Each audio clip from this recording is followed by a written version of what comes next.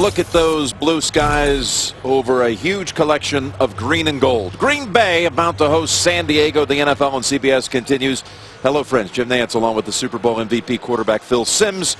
Right before kickoff, partner, we got an undefeated team here at home today in a San Diego team at 2-3 coming off a heartbreak loss on Monday night. Just a couple storylines we're going to try to follow here today. San Diego Chargers, the offensive line is beat up. How can it hold up? And on the other side, even though they're undefeated, Green Bay is complaining they're not making enough big plays in the passing game. This game is being broadcast in Spanish. We're available using the SAP button on your television. Skies are gorgeous.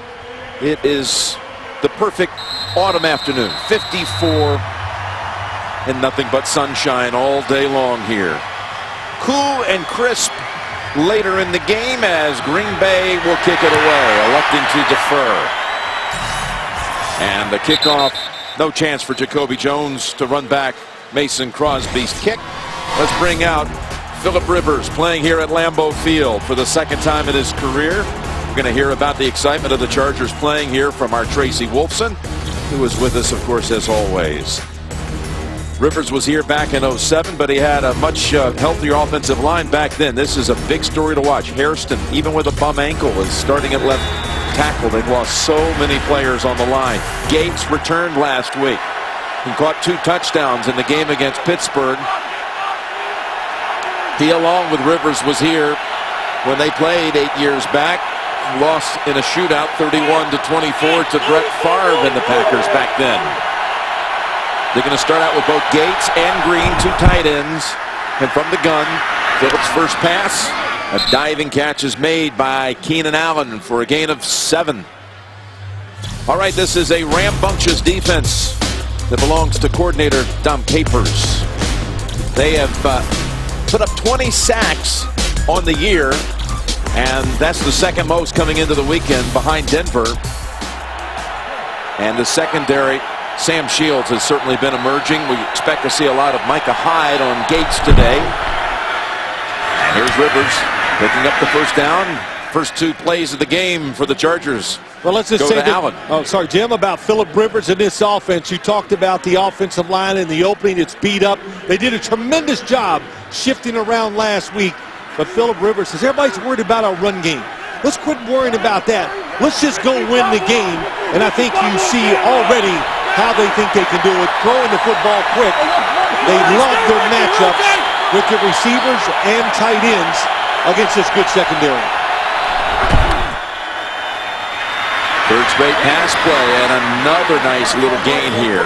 Good piece of running afterwards by Keenan Allen as the ball is on the ground and fallen on by Floyd. But whistles abound. They'll give him 9. They'll say he was down after a gain of 9. It's all about Keenan Allen right now with Rivers.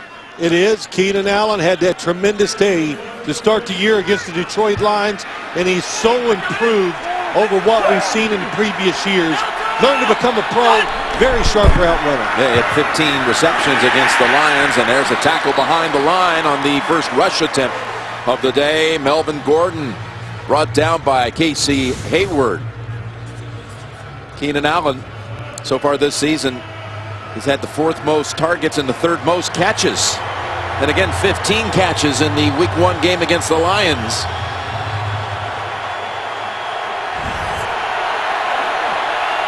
A 3rd and 3 for San Diego. Keenan Allen, one-on-one, top of the screen against the rookie, Randall. Of course, he was a first-round pick also. There's the 3rd down pass play, and it's over the head of Malcolm Floyd.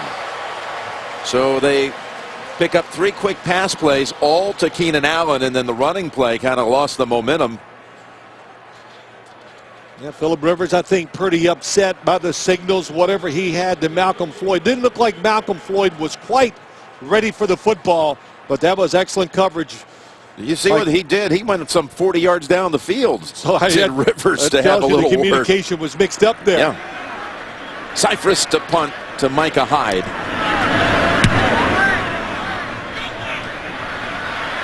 Hyde coming up for it. In the sun, he makes the catch, but not a fair catch. and then gets punished for it as two Chargers back him up. It was a 39-yard punt. He was brought down there by DeZubnar. During the return, illegal block in the back, number 32, receiving team. 10-yard penalty, first down. So the penalty on Banjo will bring Rodgers and this offense back inside the 20. Of course, just what can you say? The superlatives, they've all been used on Aaron Rodgers. His line is healthy, and Mike McCarthy calls it the best he's had in his 10 years here. And James Jones with 5 touchdown catches, picked up right before the Week 1 game on Monday after the Giants had cut him. And he came here, returned back to Green Bay, and been a tremendous addition, especially with all the injuries. Jordy Nelson out for the year. Devontae Adams, he's been limited. He's inactive again today with an ankle. They're going to start Starks at running back. And James Starks peels off a big run. He's all the way out to the 39. A run of 25 for Starks. When's the last time you could say you got to worry about the Green Bay running game as much as the pass game? And that's what it is. Starks healthy. That's why he's in the lineup.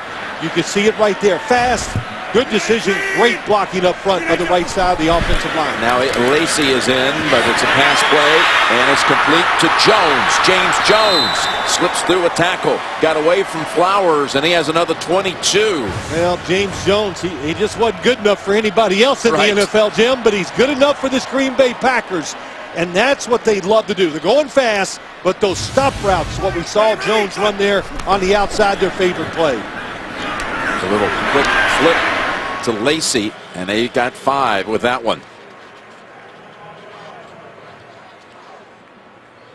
Well, They're playing fast here, aren't they, Phil? I'd say that's a word for it. Yeah. It is quick. Aaron Rodgers, how about that dump to the running back?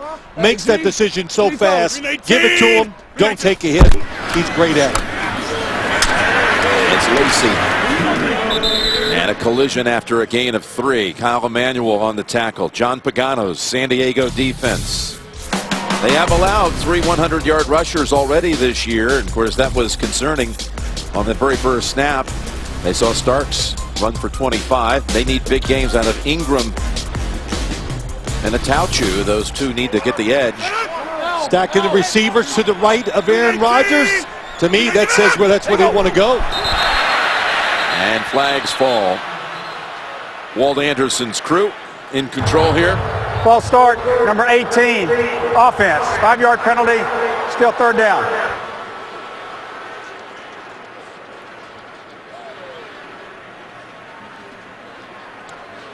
There could be a disagreement here in this penalty. Let's see if it changes. Well, they all agree. His Mike McCarthy, you see, 99 regular season wins. He's going for number 100 today. The call's going to stand. It's going to stand. McCarthy with 106 overall wins, including a Super Bowl victory, joining, of course, Lombardi and Holmgren, coaches who have taken them to the title. That was a good call. Randall Cobb left early. He was in the backfield, trying to release quick. Probably to go behind the 2 receivers to the right for a quick pass and a pick play. It's a 3rd and 7 from the San Diego 37, and Rodgers now steps up and runs with it. Easily has the first and slides down safely at the 22. It's the #1 story when you play. It's a blitz. Oh my gosh, they get out of their lanes. Look how fast they are snapping the football with flags down, and it's almost intercepted at the goal line by Robinson. But Rodgers was figuring he had a free play. He gets quite a few of those free plays every single week. His snap count, it slows pass rushes down. There's no question about it. Jim, if it was me, it's hard to say, but do not let Aaron Rodgers out of the pocket. There are fouls by both teams. Number 18 and 89 of the offense, illegal shift. They were not set prior to the snap. Defense with 12 players on the field. Those fouls all set. Replay first down. That's why he took the shot down the field. The Chargers trying to figure out what to do. One player running to the sideline. But both Cobb and Jones weren't set on the Packers side anyway, so offsetting. But many teams cover these receivers. John Pagano, defensive coordinator, they can cover the Green Bay receivers, but they don't stop Aaron Rodgers' movement to allow him to get the second chance to get open. So first down from the 23. It's Cobb. And Cobb hurdles ahead for another 12. Make that, yeah, let's give him 12 on that. Nice block by James Jones. And Robinson's a little slow to get up. Never seen a quarterback fake the ball, get it out of his hands with such spin on the football and such accuracy and power. Let's just put it all in there. And it's, yeah, wow. Somebody in my ear, our producer Lance Bear goes, wow. Yeah, you should say wow, because nobody can do that. How he can get it in his hands so fast, be so comfortable, and then let it go, it's unique.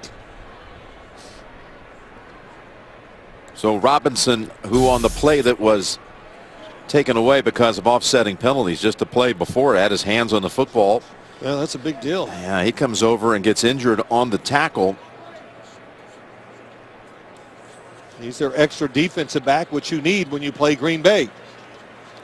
Never miss a moment of football action with the CBS Sports app. Every play, every story, every highlight, right as they happen. Download the CBS Sports app now at cbssports.com/mobile.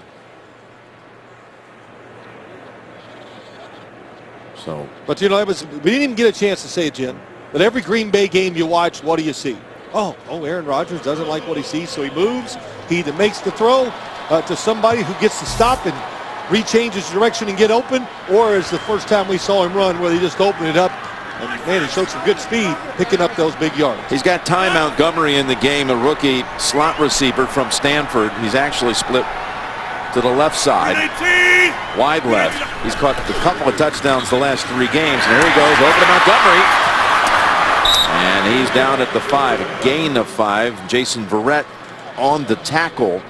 Jason Verrett coming off one of the best corner plays or games a corner has had in the NFL this year against Antonio Brown last week. You got to watch Ty Montgomery, built like a running back. He can break tackles on the outside. 4 completions to 4 different receivers, and it's 2nd and goal. Go for a lucky 5-6. 5-6. That means they're going to, Donald Butler is the offensive line's assignment if he blitzes. Here we go. Pass, shuffle pass, and it starts. And they signal touchdown, Green Bay.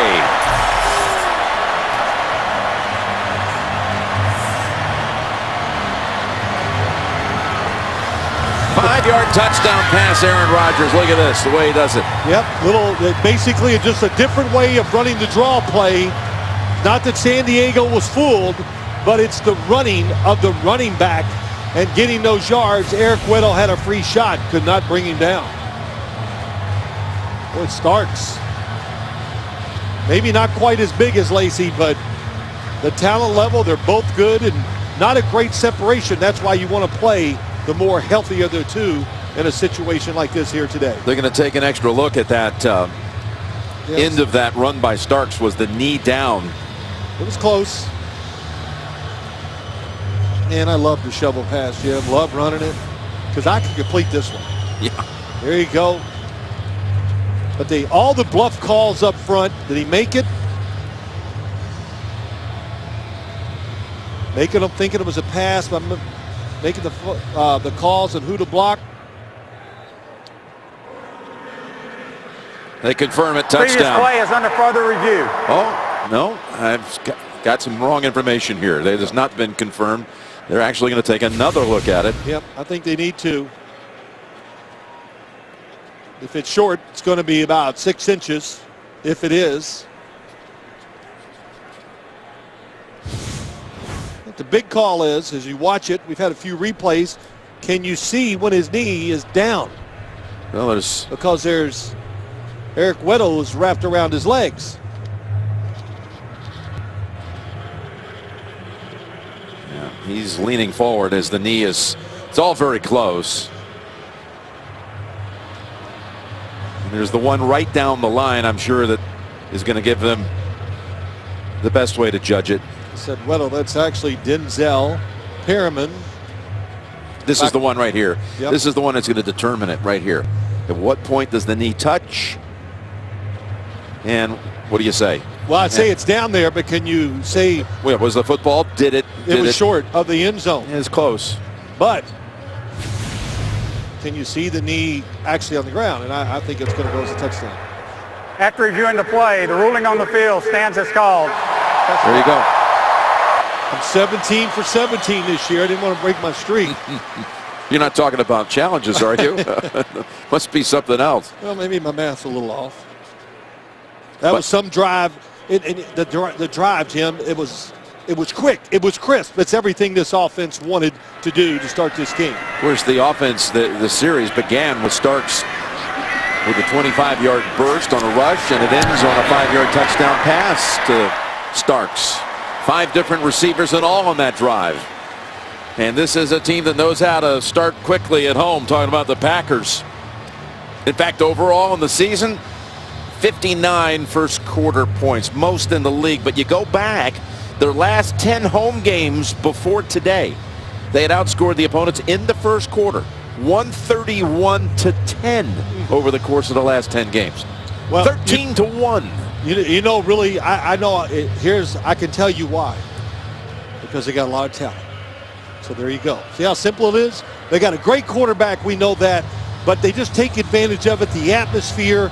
They don't own every quarter like that, though. That's the right. point is they come out every time and somehow jump on you right off the top. Great game planning. That's a big thing, too. Catching the other team off guard. Formations and plays they haven't seen yet, and they make them work. Those numbers say it all.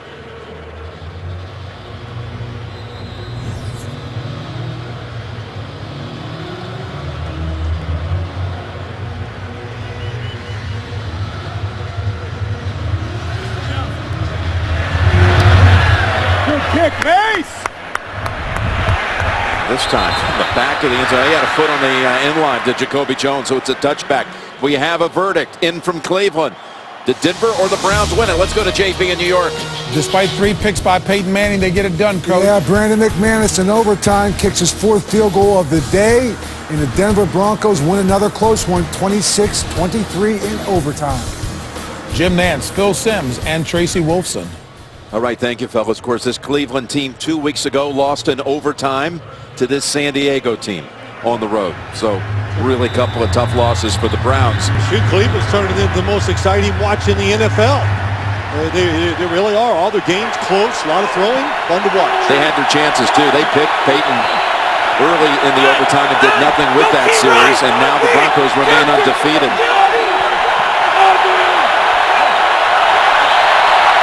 Denver winning today in overtime. As you see, another pass going back to Keenan Allen for 10. Like what they did, 2 tight ends, and boy, do they have 2 good tight ends, the San Diego Chargers. Ladarius Green, Antonio Gates gives you extra time to throw the football because they're both on the outside. If you want to get to the quarterback, it's a long pass. Here's a running play, and it's going to Gordon, who's a Wisconsin native, and he's brought down by Mike Daniels and others, but it is a first down. Mike Daniels, probably him and B.J. Raji, who is not playing today, the 2 stars up front when it comes to creating havoc, protecting their linebackers, stopping the run. B.J. Raji, like I said, out today with a groin injury, in shape, playing awesome, and a big miss for the Packers defense. Danny Woodhead now shifting in a little closer to the line on first down. And he's got Gates for 5.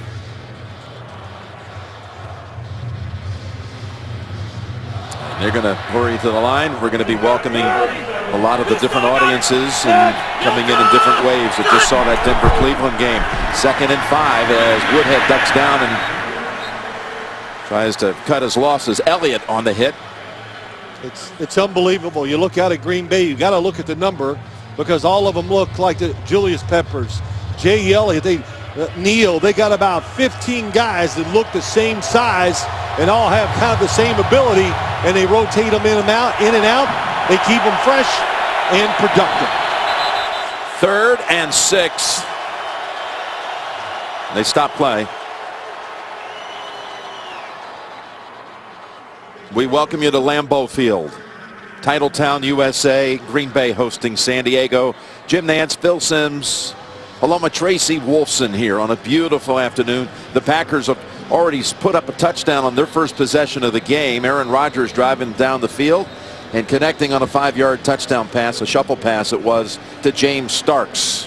That big, oh, I missed it. Not Aaron Rodgers. We've talked about him a lot. That 0 rushing yards by San Diego. When you have an offensive line that's hurt, beat up, shifted around, they can still pass protect. But the run blocking, where you got to have so much communication and teamwork, really hurts the run game. The fact that they don't have all the starters in there. This is the second possession of the game for the Chargers. They picked up 1 first down on their opening series. Coming out of a Packer timeout, 3rd and 6 snap. Diving attempt, and the catch is made as Keenan Allen keeps making these catches. That's now 5 already in this game. This one goes for 7 and a first. Oh, little sidestep. Let's drop it down and throw it sidearms. Philip Rivers can throw it any way you want it. There's no doubt about it. Micah Hyde, an extra defensive back that can do a little bit of everything and does them all well, was all over Keenan Allen with just a perfect throw by Rivers. Got Jacoby Jones on the near side.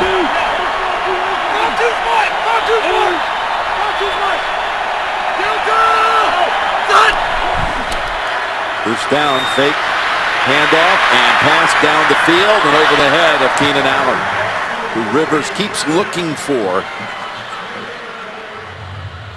Casey Hayward, outstanding so far this year. Plays inside on 3rd downs, outside on 1st.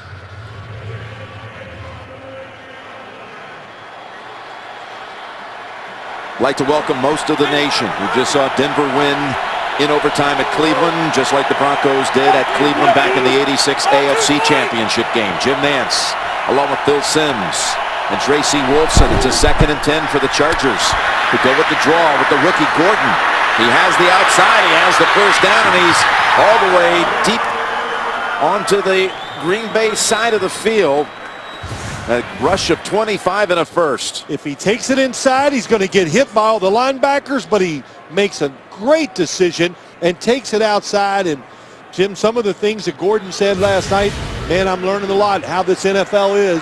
First off, every week is tough, and he's learned to appreciate 3-yard runs because how hard they are to get. Well, he's getting the football again, and Gordon lost the football. And the Packers say they have it. The Packers have been a hungry defense at the start of this season.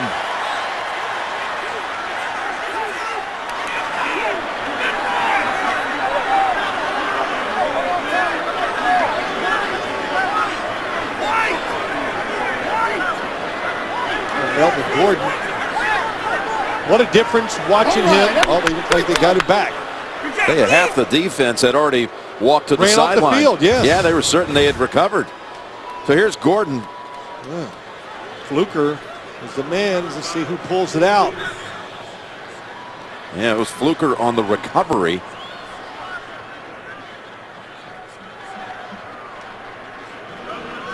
And my point was going to be good job by Fluker. 76 recovering. But Melvin Gordon, not the same running back I saw in preseason. Faster, more decisive, looks 100%. And once they get this line straightened out, he's going to be a big-time NFL running back. 2nd and 7. They blitz. And Rivers tries to take advantage of it, but Rivers is nearly intercepted. Sam Shields stepped in front of Floyd, and it's incomplete. Well, you saw the reason why they can blitz down at the bottom of the field, because they have so many guys that can cover down the sidelines. And once you do this, and once you have corners like this, Dom Capers, well, you can take chances with your linebackers and do what you want inside, because you're going to put all that pressure, and you get rewarded by the corners on the outside. Those that just joined us, Green Bay scored on its only possession, going the length of the field with Rodgers finding James Starks on a 5-yard touchdown pass. Here's the third down play, and it picks up another first down as Keenan Allen is winning the matchup against Randall, the rookie first rounder out of Arizona State. Well, that time, that's just what Randall, you're just going to learn in this league. Great coverage. You got him up the field, but so many quarterbacks and receivers can do just that. Back shoulder throw. When it's perfect, there's nothing you can do as a corner. Picks up 12, 6 catches in this first quarter for Keenan Allen. I guess that's the matchup Phillip Rivers was smiling about yesterday when he said, yeah, I like our matchups. It's Gordon with contact, immediate. Clay Matthews all over him.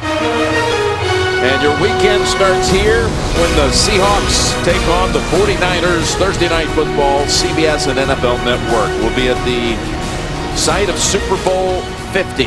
Love it. So I'm looking forward to watching the 49ers, how that team's going to look. But Clay Matthews, inside linebacker. If he's not the best middle linebacker in the league, then he's one of the top 2.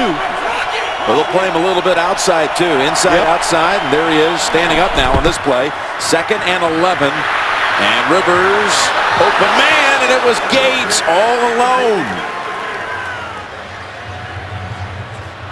Mike Neal came from behind and influenced that pass that sailed a little bit on Rivers. Rivers a little shook up there, looked, I thought, with his ankle, but Neal is the one that stopped the touchdown.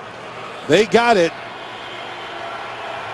Kind of confused them with the route combination. And that pressure made him hurry.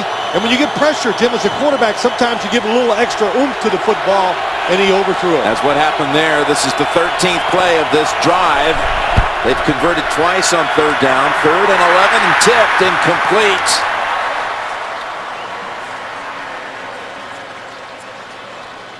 So Mike McCoy will bring out his kicker, Lambeau, to the field here at Lambeau Field. Ball was tipped by Dayton Jones, and the Chargers will try to put up 3 from about 36 yards. Tell you what, the first thing you got to say, just coming out throwing the football, San Diego, that pass protection by a remade, shifted offensive line, outstanding. Josh Lambeau, rookie from Texas A&M, 9 of 11 this year, and he's good here. Well, Lambeau couldn't miss it. Lambeau, no. Named the field after him, or even played. That's some career he had down there. Tuesday on CBS, one pill makes him a crime-solving mastermind. You can catch the hit drama Limitless with a new episode Tuesday at 10, 9 Central, only CBS. Melvin Gordon getting a little tape on the bench. He did help set up the field goal with his 25-yard run. A native of Kenosha, Wisconsin, about a few miles south of Milwaukee. Ty Montgomery's going to have a chance to return it. There is a flag thrown in as he broke through a couple of tackles. Strong. Ty Montgomery.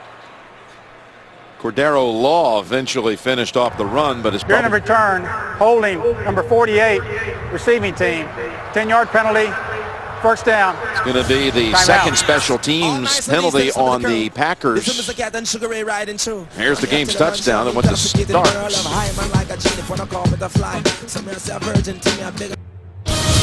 The NFL on CBS is sponsored by Southwest. Transparency.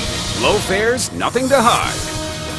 Verizon. Watch live primetime games with NFL Mobile, only on Verizon. And by Audi. Challenge all givens. Green Bay's first drive started at the 13 after a special teams penalty. This one will begin at the 15. Of course, they took it 87 yards quickly for the score. And now handling the football for the second time in this game. Rodgers out of the pocket and able just to get rid of it. He had Jason Verrett very close to tackling him. Did I see him look a little bit concerned about his shoulder there at the end? There is a flag out.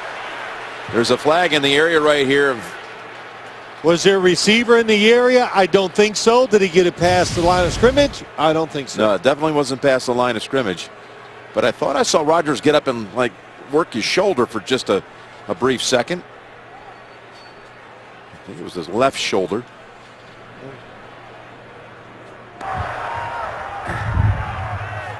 Even though the ball did not get past the line of scrimmage, number 83 was in the area. There is no foul for intentional grounding. Second down.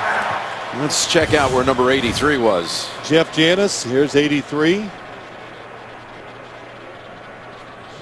Yeah, that was, I tell you, if he'd have really reached out there, I think he could have caught that. Yeah.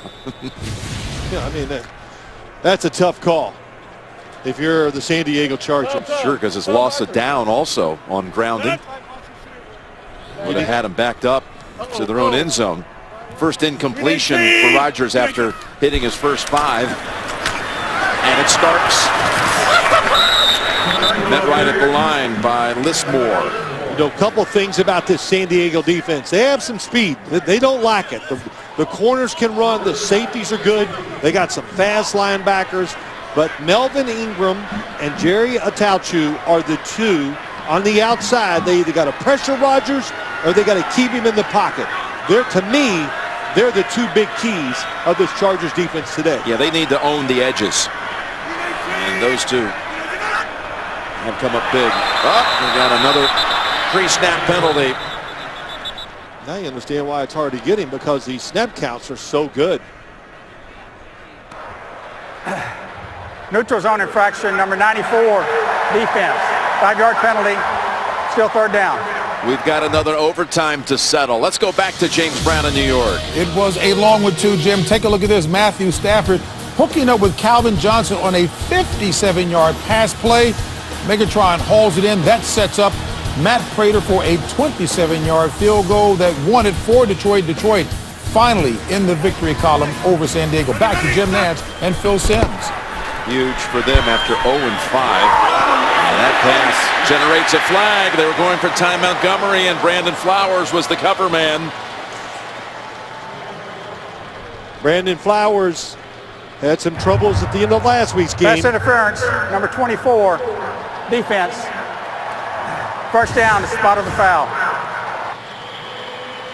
2 straight penalties on this Chargers defense, and this will bring the football all the way out to the 35. He was in great position, but when you can't see the football at that last second, you could see that little panic, and that's why he reached out and got it. Little different last time. They had a spy, Atauchu, on Aaron Rodgers to make sure he stays in the pocket. And Rodgers flings it down the field and just out of reach for Randall Cobb, who was covered one-on-one by Patrick Robinson, nicked earlier in the quarterback out there on defense.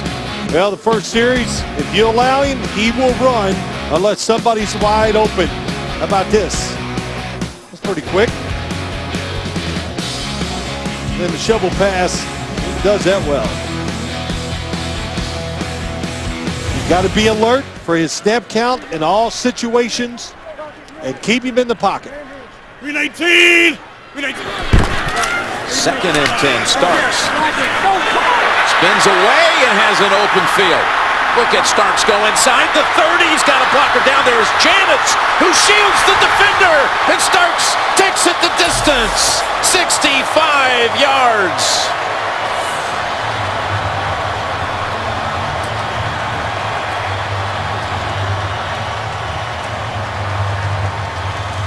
I got to be honest, that I didn't know James Starks had this kind of speed, but the backside pursuit, they over-pursued. Everybody went running to the left of the offense. The linebackers, the edge person, Melvin Ingram was all the way to the right of the offense. He ran behind, and the cutback went all the way for the touchdown. Longest run of Starks' career. Wow, did he open up.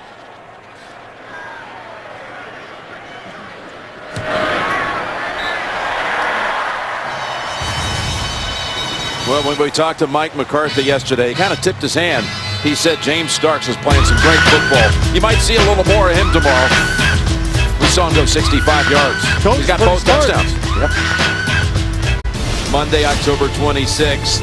Supergirl is the TV superhero we've been waiting for. It premieres Monday, October 26th, after a new Big Bang Theory only CBS. That's Green Bay's longest run since October of 2013. Well, there's the numbers. Look at that. 109. Listen, you want to be aggressive on defense. That's one of the traits why you play in the field. But when you're over-aggressive and not being disciplined, you give up runs just like we saw that time to James Stark. And it matches the longest play from scrimmage this year. We saw, here's Gordon get taped up, and he's trying to get comfortable with it before the offense comes onto the field here. Jacoby Jones.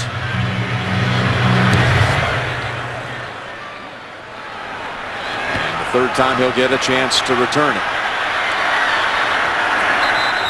And loses his footing at about the 15.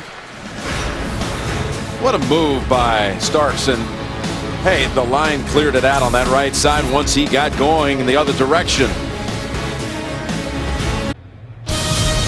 The NFL on CBS is sponsored by Nissan. Innovation that excites. And by McDonald's. Now serving all-day breakfast.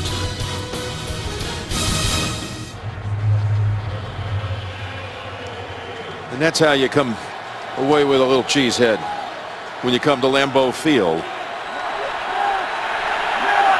Melvin Gordon is not out there. Looked like he might be heading to the locker room. Brandon Oliver is the running back.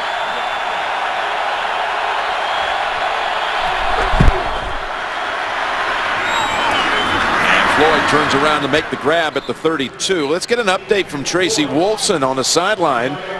Yeah, Jim, you were correct. Melvin Gordon was taken to the locker room. It looked to be the front part of his foot. He tried to do some running, some different moves. Did not go well. You can bet he's disappointed, playing in front of 60 friends and family today. As soon as I get an official word, I'll pass it on, Jim. Of course, he was quite the star down at the University of Wisconsin last year when he won the Doak Walk Award as the top running back in college football and was runner-up to the Heisman, the Chargers' first-round pick.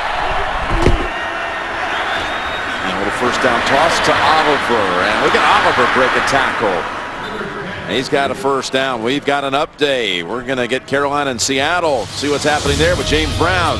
Good run there. Beast mode here. Yeah, Marshawn Lynch's first touchdown of this season, believe it or not, comes from 1 yard out, and Seattle takes the lead back over Carolina 10-7.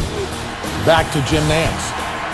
All right, thank you, JB and Coach. After Thomas Rawls runs for 169 last week for the Seahawks, you thought that Lynch might get back in a hurry, and he is in the end zone. Here's Oliver. Nothing doing this time, maybe one. What happened on that touchdown? That was it all Starks? Was it the line too? Well, going left, over pursuing. You see the two guys. Somebody's got to stay backside for the cutback. Ingram and Jaleel Adai. Hey, hustling, working hard, trying to be aggressive, but like I said before, somebody's got to be in the backside and stay disciplined. Into the first quarter. Remember what I told you? The last 10 first quarters at home, the Packers had outscored their opponents 13-1 by average. Today, 14-3 after the first quarter. You're watching the NFL on CBS.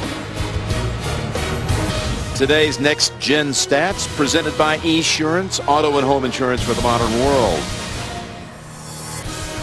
We start the second quarter here in Green Bay, along with Phil Simms, Tracy Wolfson, and the guys down in the truck, our whole team, led by Lance Barrow and Mike Arnold. Jim Nance calling it from here at the 50-yard line.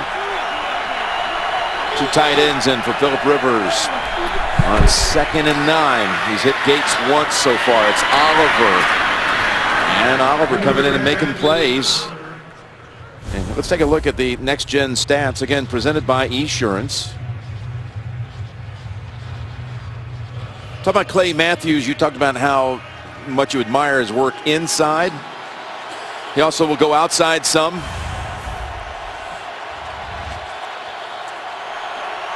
Well, what did Phillip Rivers say? It was just crazy. He's everywhere. It's on. And he goes, it's got to be the hair.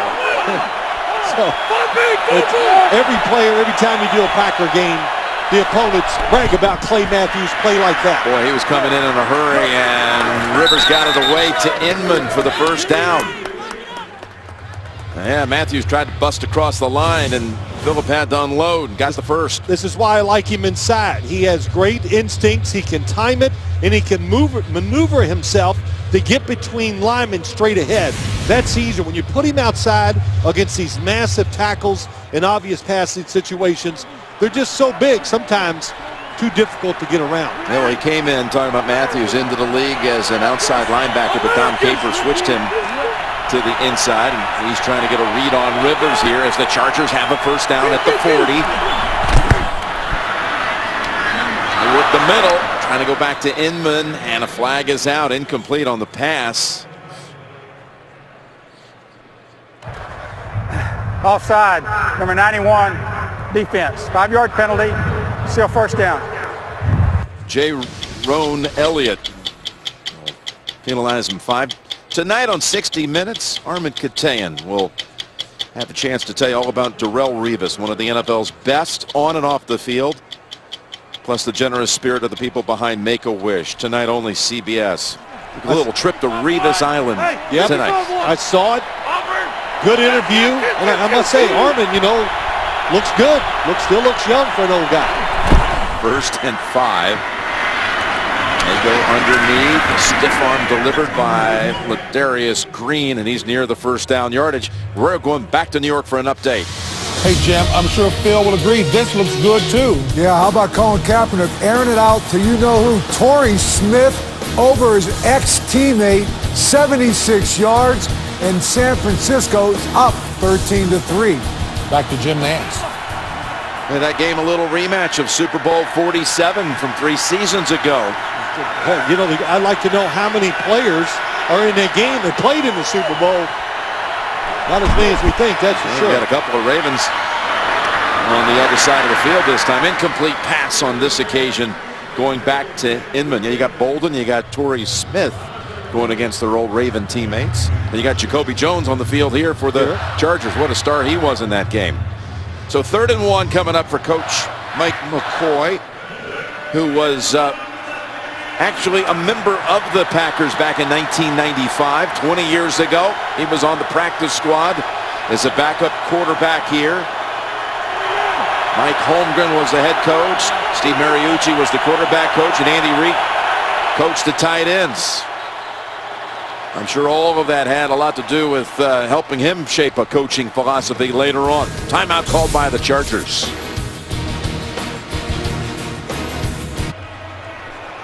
All right, we're back out of a San Diego timeout, setting up this 3rd and short at the Green Bay 30.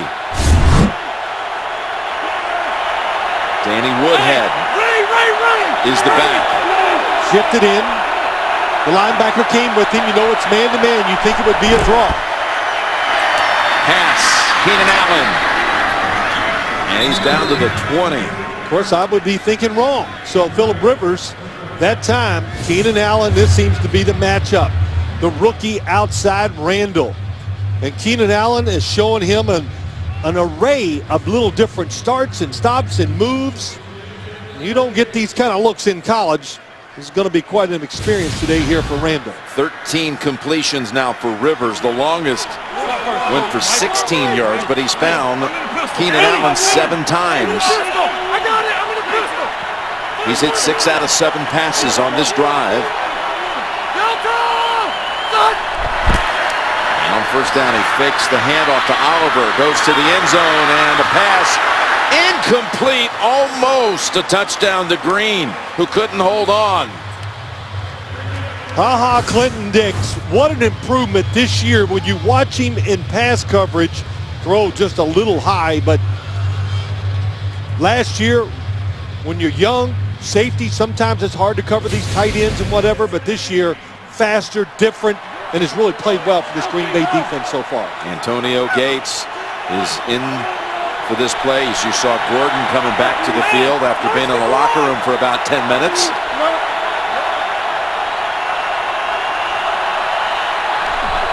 Here's a 2nd and 10. It's a draw play to Woodhead. He ducks down for about 4. Woodhead has been quite a threat in the receiving game this year. He's been, well, no running back in the league has had more receiving yards than Danny Woodhead, but he has not been targeted so far in this game. Well, he's back to 100% too after that injury, Jim. He was, still trying to get over that injury or get sure of himself in the preseason when I saw him in those games. But now it is full go, 100%. He is as healthy as he's ever been. It's a 3rd and 6. Keenan Allen stopped short by a couple. They're too fast. The defense is too fast for plays like that. And what is Phillip? They're going to go for this.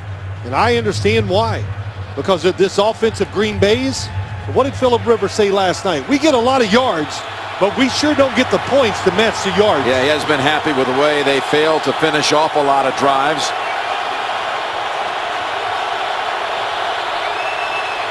Fourth and 3.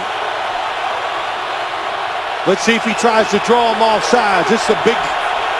I agree with the deal. You got to be aggressive to try to win the game here in Lambeau. Here's the pass to Gates, and Gates unable to turn around and grab hold. It's incomplete. Micah Hyde helped break it up.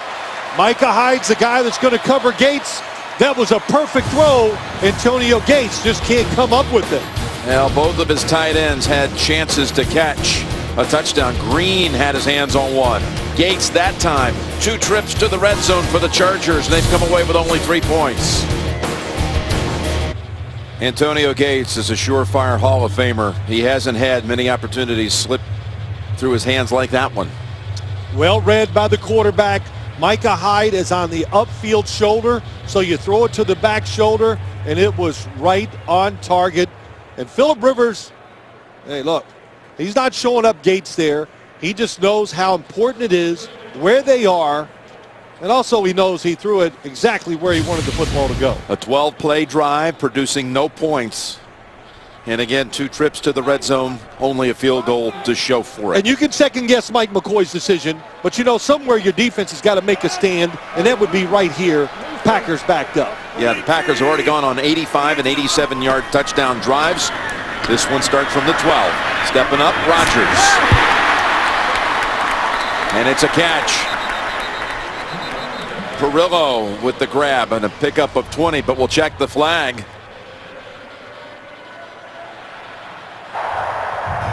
Holding number 26, defense. That penalty is declined. The result of the play is completed pass, first down. Step up in the pocket, throw it to your 3rd tight end. He's not wide open, but just stick it there. Stick it right on him. Make it look easy. Aaron Rodgers, that's what he just did. Unique formation, 2 receivers in the backfield. Yeah, it's Cobb and Montgomery in the backfield. And they run it with Montgomery. That did not look real clean. They do not have Starks or Lacey on the field for the last 2 plays. How about that Montgomery, though? Getting in the backfield. We talked about he's built like a running back from Stanford. And Mike McCoy couldn't say enough about him. How smart he is, how fast he can grasp the offense. Wicked smart is what the coach said. 2nd and 6. And that is Montgomery. Shovel pass. Couple of zigs and zags, and he goes outside, picks up the first. Ball is out, but I believe they ruled him down, so Flowers can come on back. Well, Montgomery, I think, is still down on the field. Made a lot of people miss.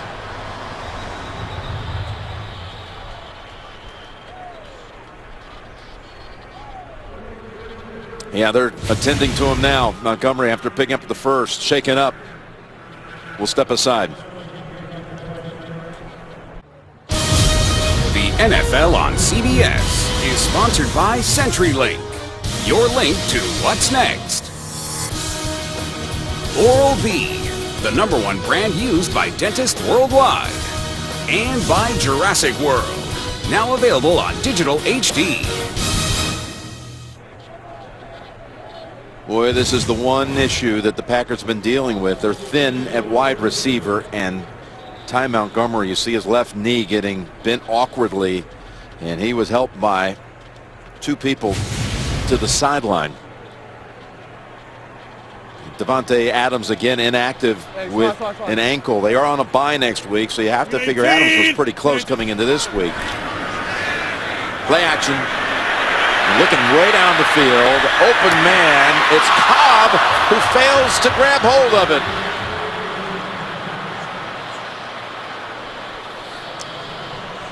Well, they're looking for these big plays down the field. Here it comes, big route, and then Cobb is going to come across the field. The defense sees that it's going to be a double move. Look how wide open Cobb is. But Aaron Rodgers, Jim, waited as long as he could to throw it all the way deep down the field to Janis to try to get the score. Again, this is a team that's without Jordy Nelson for the year, out with a knee. Montgomery hobbling off. Adams also out. And a timeout called by Rodgers. I want to talk to you a little bit about this because Jordy Nelson, he might be setting a new standard for how you rehab a torn ACL. They couldn't have said enough things, Raven, about what Jordy's done. He's attended every practice, every team meeting. He's been like another coach during the offseason. And as far as the rehab goes, I mean, there are some marks that he's making that no one's ever seen before in terms of getting back faster. He's rehabbing just like he was as a player. It's all out. It's great and doing whatever he can to be ready for next year. And they're excited about that. But the other thing is, we just saw Ty Montgomery go down if he's hurt. But the Green Bay Packers, they missed Jordy Nelson. And why? They missed the big plays down the field. That's what they're not getting in the pass game. And you heard it. I brought something up to Mike McCarthy, and he right away went into that. We got to get the ball down the field. We got to start making these big plays, not just catching short ones and running. Well, that last play, it's not about Cobb dropping it, but that was a play that usually was kind of set up for Nelson to strike big. And it's an incompletion this time going back in the direction of Cobb. And that play, too. That's another one. Jordy Nelson, back shoulder throws. Double moves down the field. They miss these tremendously. Boy, look at last season. Over 1,500 yards. How fast did he get the range of motion back in the knee? 2 weeks. They said but, 2 weeks. When he said that, I went, are you sure? I had a knee injury once in my career, but I'm not going to disagree with Mike McCarthy. That just shows you modern technology and the will to get better. You saw Davante Adams on the sideline, the second-year receiver who was supposed to take all of those plays with Nelson out. Flag down at the line, launched deep, and caught. Jeff Janis was there. Let's check the flag at the line of scrimmage. The play was good for 46. Offsides. How about the movement? Offside, number 97, defense, lined up in the neutral zone. Penalty is declined. The result of the play is completed pass. First down. So here's a kid, second year out of Saginaw Valley State, taken in the 7th round a year ago. I thought it might be going for 82 here, Richard Rodgers, but it's Janis with his first catch of the season. What a catch it is. And he holds on to it. Yeah, I think he did. It's close, but the movement by Aaron Rodgers, backing up, waiting, seeing it down the field, and of course, the arm strength is undeniable. And knowing he had a free play, here he is from the pocket for a long time to the end zone and over the head of James Jones. And how would you like to be Jason Verrett? You are absolutely in perfect position. You have got your guy covered. Then he makes a U-turn 50 yards down the field.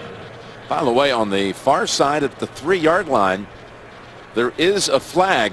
Prior to the pass, holding number 26, defense. 5-yard penalty, automatic first down. Patrick Robinson. Well, it's turning into a disaster. 26 in the slot. Yeah, it's holding against Randall Cobb. You can have contact, but he grabbed him 10 yards down the field. A lot of little mistakes, and you have no room for error when you play at this field against this team And, of course, this quarterback. First and goal 319. at the 6. Rodgers finds Kuhn for only one. The fullback. Let's go down to Tracy. Jim, it looked to be a left knee injury for a rookie, Ty Montgomery, but it's actually a left ankle injury. They carted him into the locker room, and his return is questionable. Be very surprised to see him get back into this game, as he couldn't really put any weight on that left foot. Rodgers with 9 completions to 8 different players. He's got a second and goal in an empty backfield. Now Lacy shifts in. Gets the handle. But the middle is clogged by the Chargers. Corey Legit that time in there, making the tackle, stopping the play. Lacy with 2 carries now for 4 yards. Just so many things to think about if you're a defender down here, Jim. What play are they going to run? Oh, the quarterback can move. Oh, don't forget the snap count. Don't let him draw us off sides. There you see the personnel grouping, including Jared Abbrederis. Cobb in the backfield. 3rd and goal. 319. 319. End zone incomplete. Over the head of Justin Perillo. Jalil Odai, very good coverage that time. And that was the first time. That time Melvin Ingram got a good push and made Aaron Rodgers throw the football. Didn't give him a second look in case somebody else was open besides the tight end. Mason Crosby. He's 8 out of 9 on the year. This is just a 23-yarder. 10 yards closer than the newfangled extra point, and the kick is good. So we're inside 7 minutes to go in the first half, and the Packers are up by 14. The first 3 possessions for the Packers all started at their own 15 or worse, but produced points all 3 times. Well, 0. We talked about San Diego. Keep Rodgers in the pocket. That's actually been pretty good. But the pass rush, none at all. Green Bay's offensive line been outstanding in both ways, run and pass. Right, getting a little hot step on the return. Get some momentum, but Jacoby Jones has nowhere to go. Out of bounds at the 15. Well, they've had their chances on the offensive side. This truly was the receiver and Phillip Rivers not on the same page. Knocked down, 4th down, perfect throw, not able to execute the catch. You know, the other thing is, too, how many times do we see guys now catch it in the end zone? We should keep track of it. How many times they even get to the 15, and then they never get to the 20, it seems like. And the Packers, they're loaded with big, fast guys. Their kickoff coverage is outstanding. Melvin Gordon is back in the game. What happens all the time. That one you can't fault Jones because yeah, that was different. Yeah, but we do see it far too frequently. Gordon 5 carries, 28 yards, and bouncing off a hit early from Daniels. And Floyd was trying to prevent a little clip, but they got a flag out anyway. Yeah, that was late. That was Clinton Dix.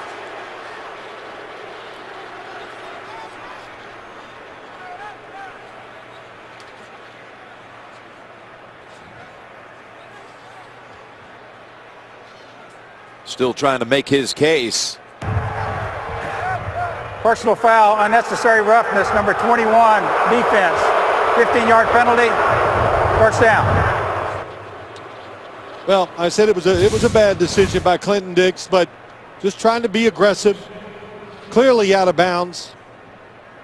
But you know, I love watching NFL players, almost regardless of the position, from the first year to the next year and how they improve. And when I started watching all Green Bay's games this week or the last 2 weeks, he looks different. and he absolutely is playing different, confident, and making plays. You're talking about Clinton Dix, their first-round pick a year ago out of Alabama. Here's 1st and 10. Patiently waiting for something. He's fumbled again.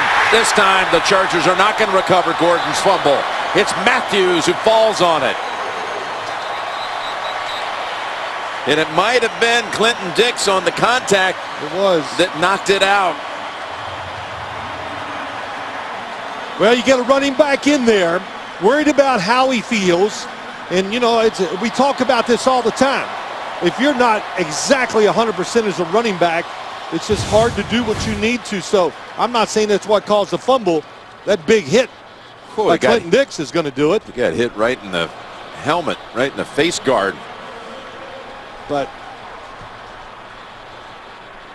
Chargers trying to maybe change the tempo of the game.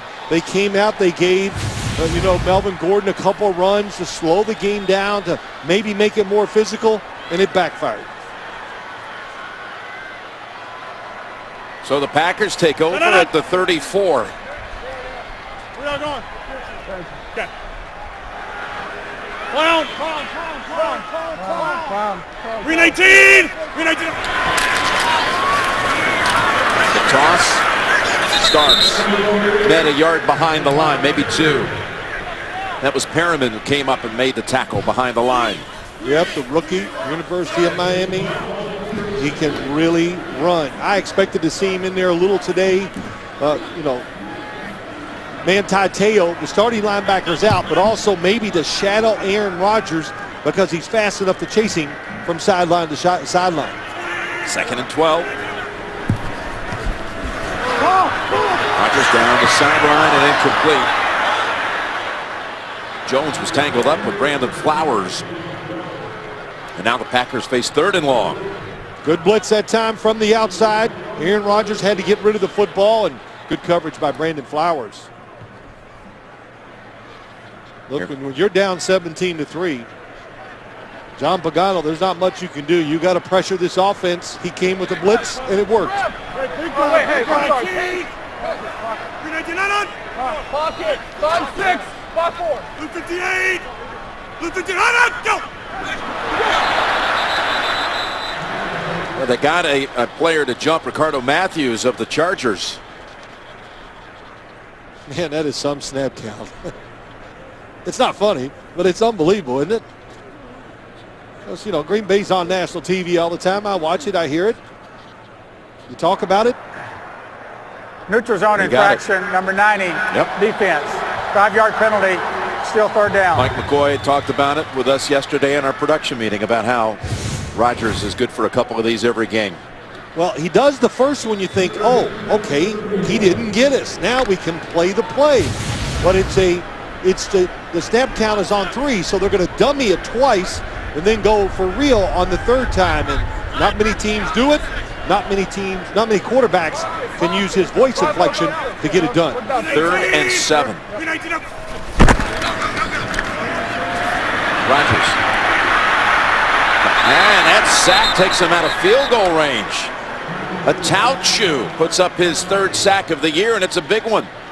And Gordon's fumble may not lead to any points. Really, really good job that time. It's a blitz, but look how they stay in their lanes. Aaron Rodgers is watching all of them. He is looking for the escape lane, and there's none there. So that was the best job of the game by the San Diego pass rush. Mastay stands at the 45, his first punt.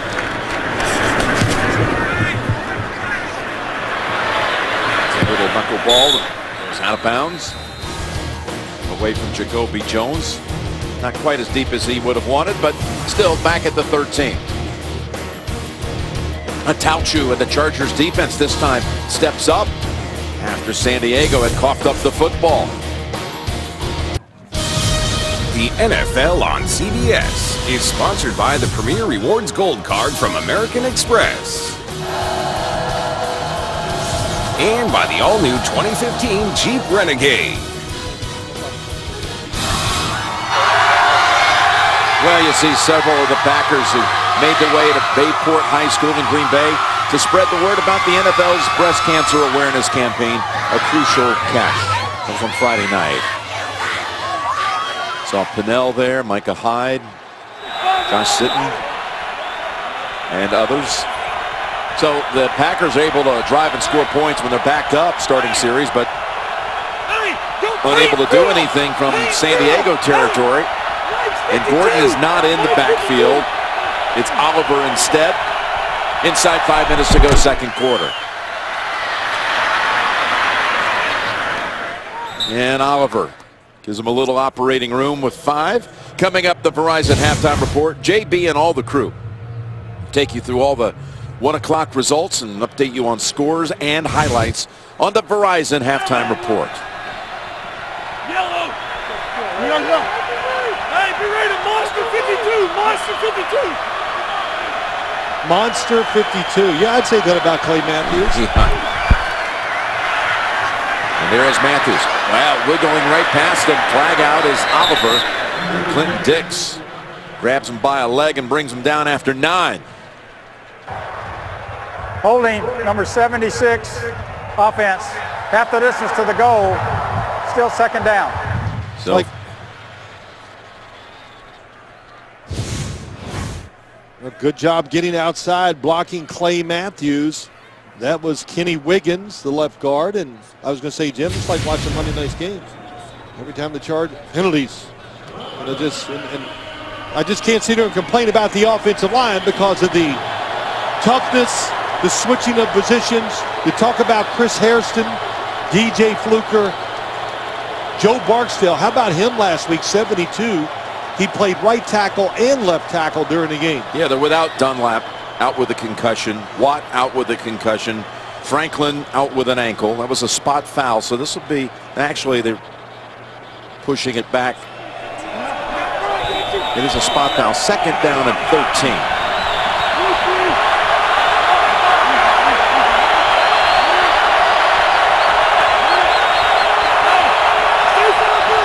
They call the Bear defense. That means usually 5 rushers, man-to-man outside. Into the safety valve, over to Oliver. And Clinton Dix holds his ground. Gain of 7.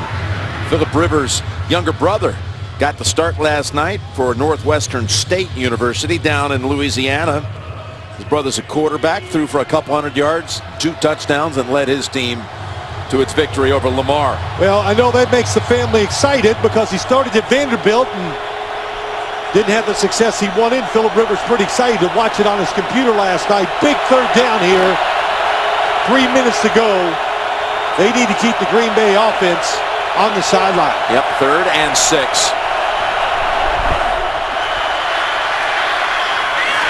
It's Woodhead, and he's got the first down with his first catch. I tell you, between Woodhead and Brandon Oliver, they're just different type running backs. He comes across the formation, and it's just too tough to chase him down. At that time, that was Rollins, the rookie, 2nd-round pick.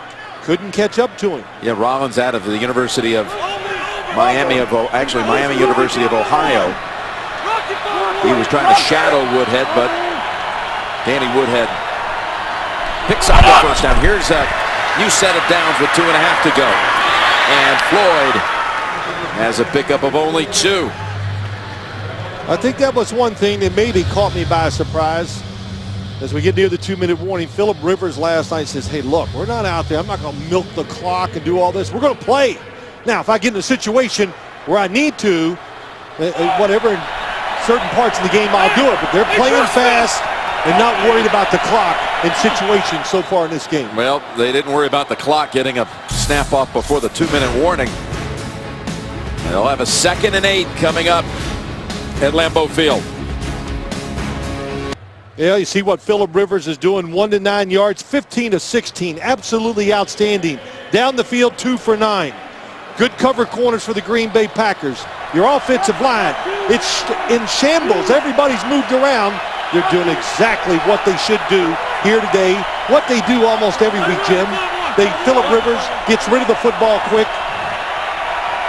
That's what they set out to do, and they've done it well so far. 2nd and 8, and his pass is on the mark for Gates.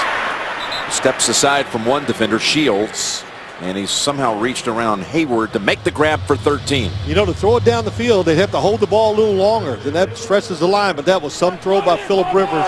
Turned up the heat and just got it by the defender. First down, pass over the head, just nothing there, so Woodhead was in the area. They've now thrown 27 passes versus only 11 rushes. And again, doing that with a patchwork offensive line. I think they were smart not to run a play before the 2-minute warning. Well, yeah, you rush a play clock. and it's 3rd down. Now suddenly you're just going to be giving time back for Rodgers to operate if you had to punt the football away if you failed to convert. Well, they've done what they wanted to do. They've changed field position, that is for sure. They've worked some time off the clock. That's all great, but you're still down 17-3. Here's a 2nd and 10 pass play. Here they are down the field, and it's Allen reaching up and pulling it in for the grab near the 22-yard line. Beautiful. Got a crosser, got the defense to come up, and it left Antonio Allen on the outside, one-on-one. You saw one safety, Clinton Dix, going outside to cover the tight end.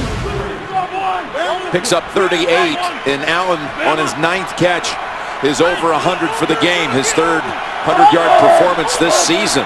Almost the identical play he ran last week against Pittsburgh, or Monday night. Now, coming right back, Allen reaching up. They give him the catch. What an effort by Keenan Allen, who's beaten Sam Shields, a Pro Bowler, these last 2 plays. Sam Shields is all over this back shoulder throw. I mean, he's expecting it. He's going for the interception, but he can't get the football, and he gets his feet down.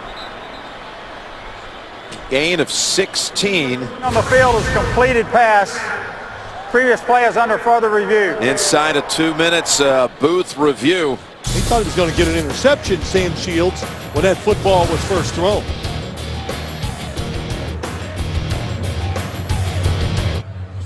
They're back here reviewing the catch by Keenan Allen on the sideline. Ruled a catch on the field. Mike Carey is back in New York. This looks very much like a clean catch. Yeah, I don't see what's taking him so long. After reviewing the play, the ruling on the field is confirmed. It is a catch. First down.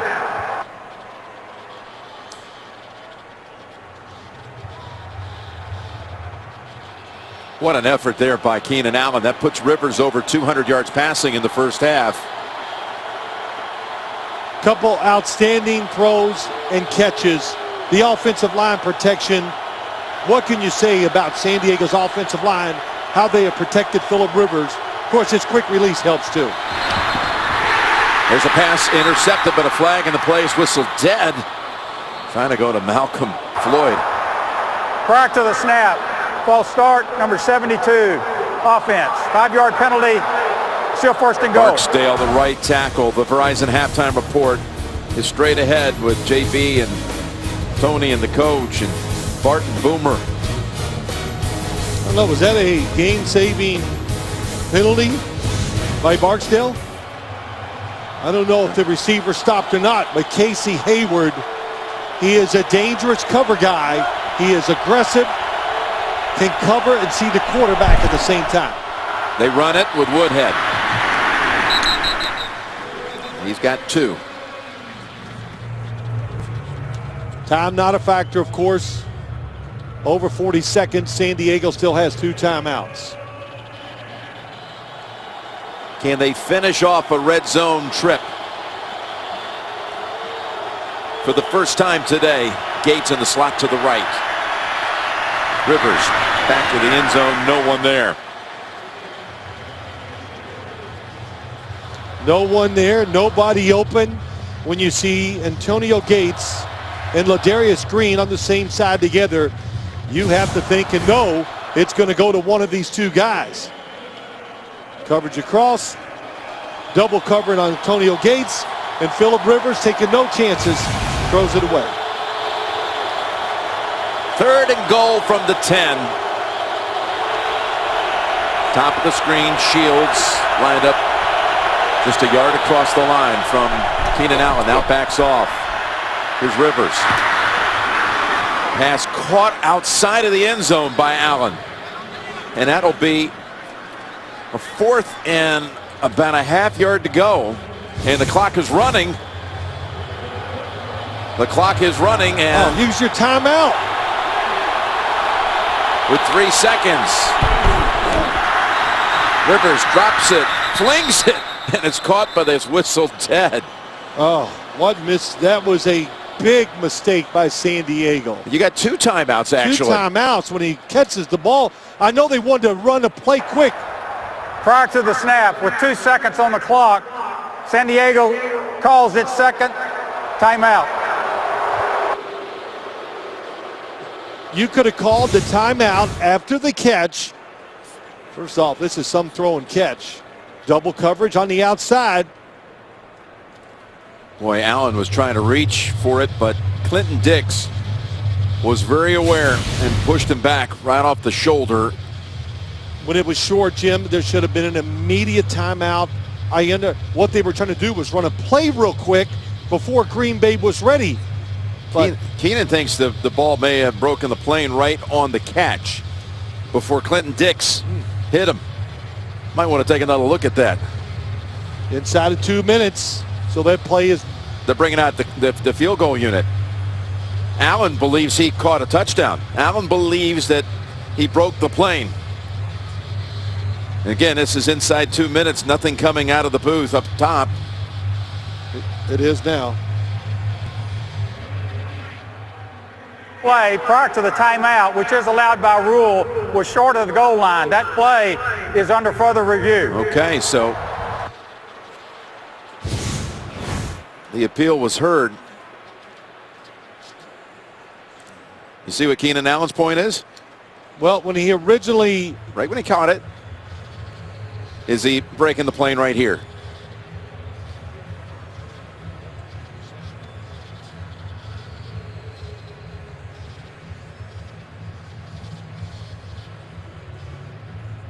I mean, he Velcroed it right there on the goal line. It's that, can you tell? I mean, right there, looking right down the line if he has possession of it. Yes, well, that's it. That football is past the end zone line, but do you declare possession right there or now?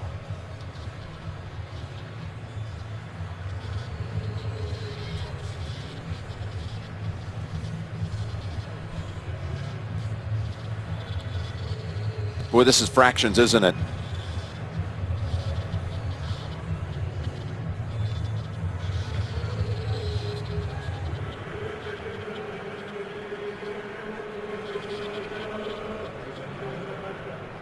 This is the one that is the best evidence.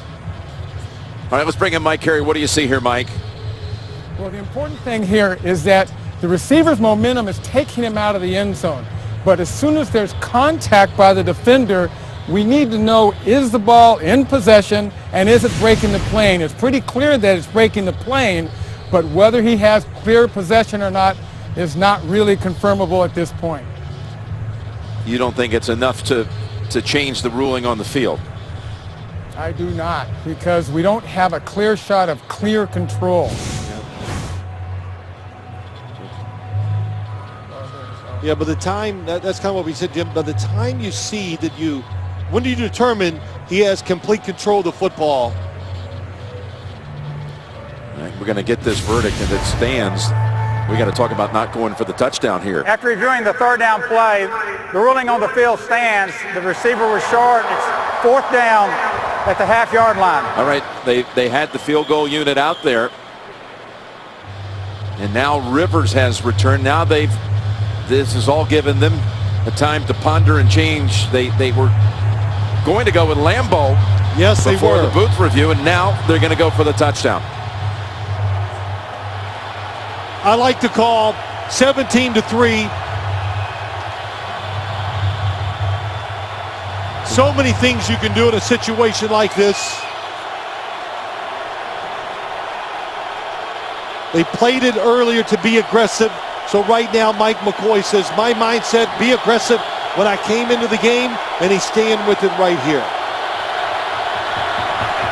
Boy, Green Bay's going to be aggressive too. Everybody up at the line of scrimmage. They're going to make him throw it. Here's Gates. Outside to get it done.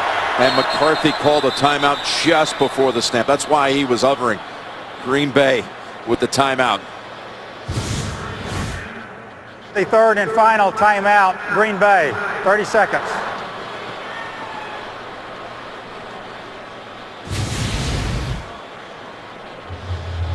Well, if you're San Diego, you've already played your hand in this quarter going for a fourth down near the 10-yard line and failed.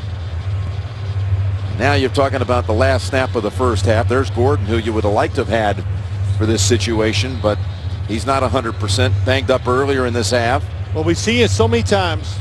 And what I was saying is you saw the crowding from the tackle to the tackle by the defense. And they're going to go underneath, and what they were going to do, make you go outside to score. Well, can they do what Pittsburgh did to them on Monday night? To beat them at the wire. This to close out the half. Can they negotiate the half yard?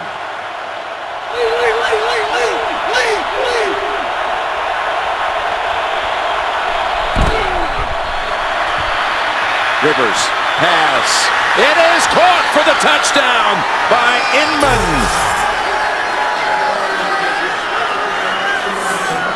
Well, Mike McCoy stuck with his feelings and his instincts from the beginning of the game, but Philip Rivers sees it, and we'll watch him retreat going backwards, and Inman going all the way across the formation, and the high soft throw to the back, and Micah Hyde cannot get there. Rivers just ran to the locker room. Not because he's hurt, but just to get some extra time. They're going to be, of course, kicking the extra point. Inman, Dontrell Inman, in his second year out of Virginia. If he would have thrown that football right at him, Micah Hyde was going to get the pick. After the touchdown, unsportsmanlike conduct, number 13 and number 15, San Diego. That 15-yard penalty will be enforced on the kickoff for the second half. We start the second half with that being applied. So Inman and Allen. Boy, Inman coming up big for him last week. Pressed into service. Over celebrating, though, his first career touchdown. It's a big moment. And the extra point is good. Well, no one would ever accuse the Chargers of being overly conservative here today. This is an all-time record for Rivers. 32 attempts in the first half. Yes. Most in his career. Let's go down to Tracy. Thanks a lot. I'm here with head coach Mike McCarthy. And Mike, a lot of frustration after that touchdown. What were the words going through your mind and you were saying out on the field after that score? I thought the right tackle move, but that's football. How do you have to adjust in the second half defensively? We got to play above the officiating. We knew going into the game there was going to be a lot of calls going both ways, so we got to be disciplined and just stay the course. Thanks a lot. And by the way, Keenan Allen had 11 catches in the half. The first player in the league to have 11 receptions in the first half in a game since Danny Amendola did it back in 2012 as a member of the Rams. 17-10 Green Bay at the intermission.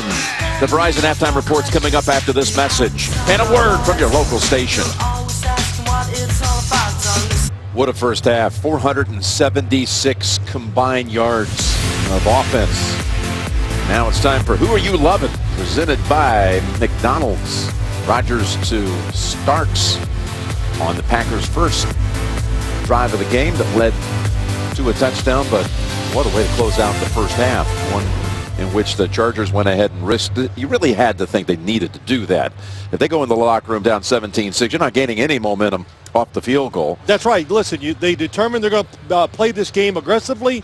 They've done that here in the first half. And here's what Mike McCarthy was crazy about at the end of the first half. Joe Barksdale watched the little flinch. And you say, well, that's not very much. Well, the rule doesn't say, oh, if you move a little, it's not a penalty. If you move, you move. So they got away with one, and you could right away he saw it, but sometimes the officials are not going to see everything. How about the way San Diego hung in there after the Gordon fumble? recovered by the Packers, down 17-3. It looked like Green Bay might just go in, make it 24-3, and dictate the rest of the way. Look, you've got to give the offensive line of the San Diego Chargers. We said at the top of the show, it was the main story of the game, and it's held true because their protection, Phillip Rivers, 32 throws, no sacks. Remember, they had the kick from that spot because of the unsportsmanlike penalty on the celebration by Inman, and that sets up Green Bay in good position at the 40. Abradaris on the return. Let's go down to Tracy Wolfson. Well, thanks, Jim. I had a chance to speak with Mike McCoy, and I asked him about the 4th down call for the touchdown. He said, we just needed that. We needed some confidence going in. And he said, that's what they have right now. His players have settled down. He said, as for the defense, though, they need to put more pressure on Aaron Rodgers. Too many plays, too many penalties, Jim. Well, again, the first half numbers, like Rivers throwing for 211 on 32 attempts. Keenan Allen putting up 11 catches. Meanwhile, on this side, Rodgers 123 in the air and a touchdown. Going to flip it here with a toss to Eddie Lacy, who's got a tender ankle, so he has not been effective. That's only his 3rd carry for a total of 6 yards.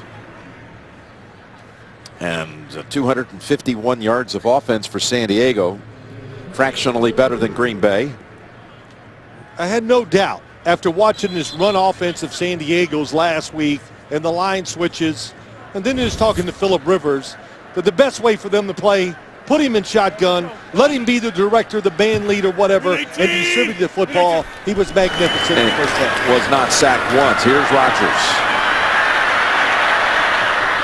And had to give up on it because he had Charger players all around him, including Jaleel Adai. Good job on the blitz. Comes from the outside, but what's important, he gets blocked, and Aaron Rodgers is going to escape, and he goes, oh, he's still there. So he does the right thing and throws it away. Now, this is what I like down the field, and what Mike McCarthy has been upset about. Getting open against defensive backs, and neither one was open that time. The underneath coverage and the safety had them both basically double-teamed. 3rd and 7.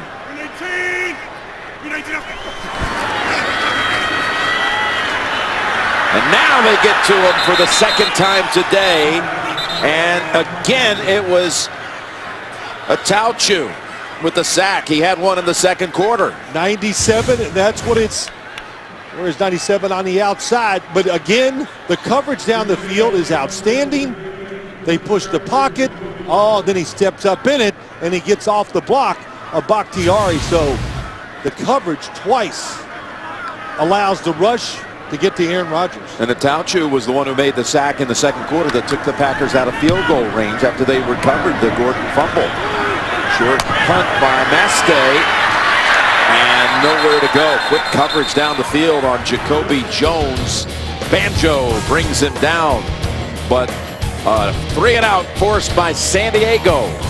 We'll see Phillip Rivers and company for the first time in the 2nd half.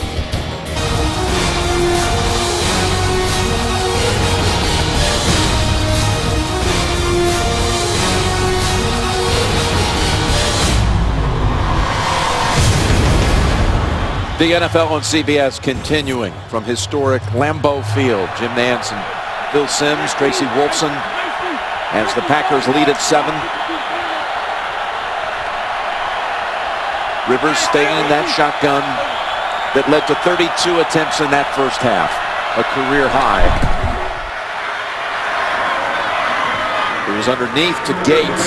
He's got a pickup of 6 or 7. I guess you wouldn't expect after 265 yards of total offense too much change in the philosophy for the 2nd half. Oh, no.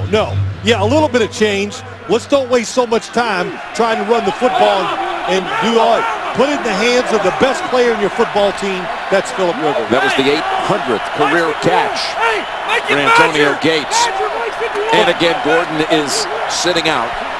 Limited today, fumbled twice, lost 1. That beat up a little bit, and Oliver is the running back who's about 2, maybe 3 yards short of a first. You know, Phillip Rivers gets rid of the football so quick, and he always has. He senses pressure. He's been in the league, so much experience. So even when you beat your offensive lineman up front, he feels it, and knows where to go with the football, just like Aaron Rodgers. And they just negate pass rushers. He sends Woodhead to the bottom of the screen. 3rd and a short 3.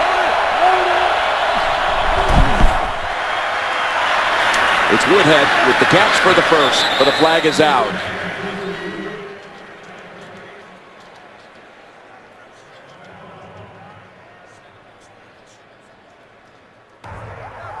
Personal foul, face mask, number 76, offense. 15-yard penalty, correction, half the distance to the goal.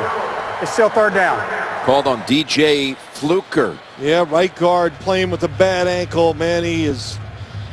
Listen, this offensive line, almost all of them are beat up, trying to hang in there. 76. Well, there you see it. No question. Yeah.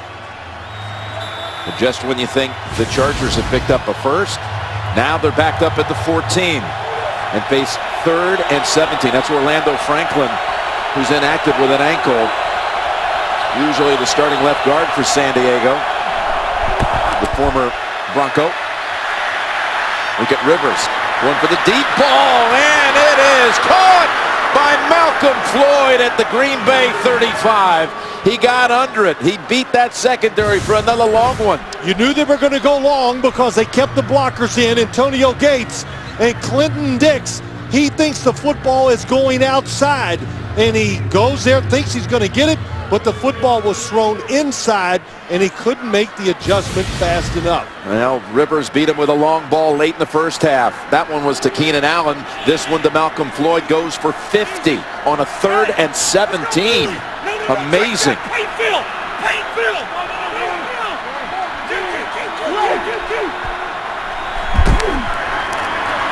Woodhead, stutter step move and in traffic. He's got a couple. Here we How go. about this play? 3rd and 17, Phil. Here's what they do. They're going to block Gates. They're going to hit Clay Matthews, then look outside, and then watch the safety back here. Sorry, missed it. He goes outside because he sees the long throw, but the throw was inside, and Clinton Dix was wrong. And what a throw by Phillip Rivers, really to heave it that far in the air. 2nd and 8. He goes to the sideline and over the head of the man who caught the touchdown in the first half, Inman, the end of the first half.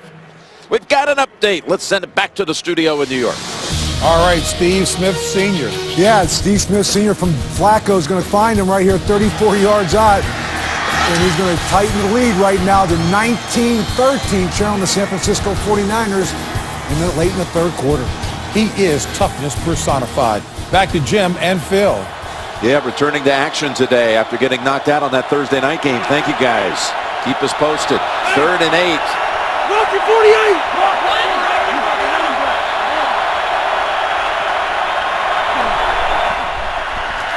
They blitz. It's picked up, and Rivers finds Allen with his 12th catch of the game. Danny Woodhead picked up the blitzer. Watch Danny Woodhead, reads the defense, gets the blitzer. And Phillip Rivers, boy, I'll tell you, when he needs to, he can put some extra mustard on the football and just stuck it in there. And Woodhead, give him a yard, that's it. Boy, Rivers has such an ability to just get rid of it in a hurry. And that was his advice to his teammates, imploring them to let go of the Pittsburgh Steelers loss Monday night in a hurry. We got to go up to Green Bay anyway, guys. Hey, guys, hey, you know, let's don't sit around sulk. And there was a word he used. I can't remember. Don't mope. Don't mope around because Green Bay doesn't care. He was saying, you said it right, Jim, right after the game Monday night against Pittsburgh. 2nd and 9 from the 20. And there's the pass to the end zone, and it's caught for a touchdown by Ladarius Green. And the Chargers are a point after away from tying the game. Tough matchup, going down the seam, so many different ways that Phillip Rivers can throw this football. And, of course, he throws it perfectly. Watch 89. He's got Matthews on him here, Phil. Yeah, Matthews, but listen, Ladarius Green, if you got a foot race between all the tight ends in the NFL, he's going to medal. First, second, or third. I don't know where it's going to be, but it's going to be high. And he's tall. He's every bit of 6'6". Beautiful throw by Rivers. So Lambeau, 33 out for the point after. And we have matching 17s. The last 14 have been put up by San Diego. Rivers to Ladarius Green. And the game is tied in the third. What?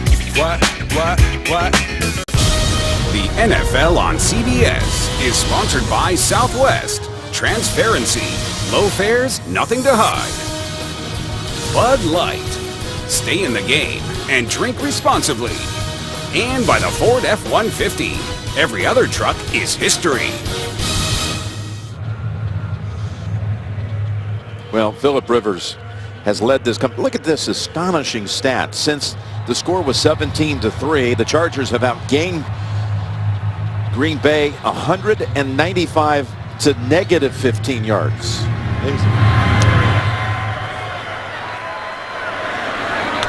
Abbrederis is the deep returner as Montgomery has been officially ruled out for the rest of the game. So now Rodgers comes onto the field with the game tied at 17. Either way, next Sunday, wake up and watch with the world. The first time ever the NFL streaming a live game on Yahoo from London. The Bills and the Jags Sunday morning, October 25th, next Sunday.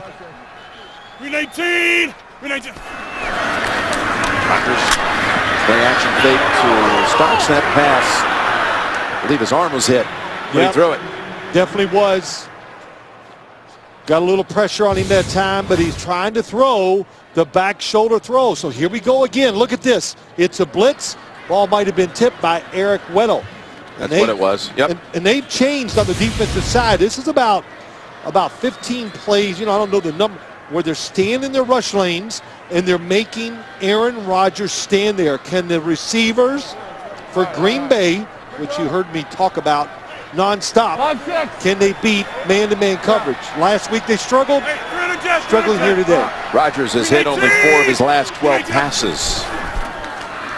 And on 2nd and 10, he takes the underneath throw to Richard Rodgers. They'll give him 9. Meanwhile, on the other side, on the touchdown throw, Rivers got to 300 for the game, right on the nose. We'll call it 3rd and a foot. The back is Starks. Rex. Yeah. Statue. 5-6 is Mike. Statue. Ready. Stop. Green 18. Green 18. Get on him. Trying to get him to jump. I flinched. Later. Ready. Stop. Looking for options. Again, it was 3rd and a foot. They're going long. And the man's open. And it is. Did he get the 2nd foot down? No, he did not. Richard Rodgers caught it. Got 1 foot planted, but the other one never was in bounds. Yep, no knee got down. He is out of bounds. Good call that time. But again, 2 things. Not jumping off on all those snap counts. And once again, you see Aaron Rodgers. He's looking for an escape lane, but San Diego did not give him one again. Had he gotten the feet down, it would have been a gain of about 36 yards. But instead, Mastay has to come out to punt. Well, I know it was incomplete. Kobe Jones clutches it and takes off to the far side and backing up 5 yards after he caught it. Jeff Janis was down there on the coverage after a 50-yard punt. Lost 5 yards on the return. A good one brewing here in Green Bay, 3rd quarter. The NFL on CBS is sponsored by T-Mobile. Ditch your carrier and switch to the Un-carrier. And by FanDuel, the leader in one-week fantasy football. Back in Green Bay, the only community-owned team in major sports with well over 100,000 shareholders, or owners, if you will. You have to be surprised how the Chargers have fought back into this game. I'll tell you what they've done. They've backed up the Green Bay defense. All these man routes and completions. Another pass to Keenan Allen, stepping right in front of Randall for 7. So Allen is 2 catches away from tying the franchise record for most catches in a game. He had 15 against Detroit week 1. And back in 1984 on this field, Kevin Winslow had 15 to establish the San Diego single game record that very much is in jeopardy here today. So 2nd and 3, and that is Oliver getting close to the first, but I believe he's going to be inches shy. We'll see. Well, think what they're doing. You know, the coaching means a lot in the NFL. But what they've done by their formations, they've taken really their number 1 receiver, Keenan Allen, and they've gotten him on the 3rd defensive back of the Green Bay Packers. So they love that matchup. They do the formations, and Phillip Rivers has taken advantage of it. You saw Coach McCoy looking right down the line, trying to guess on if it's enough for the first, which it is.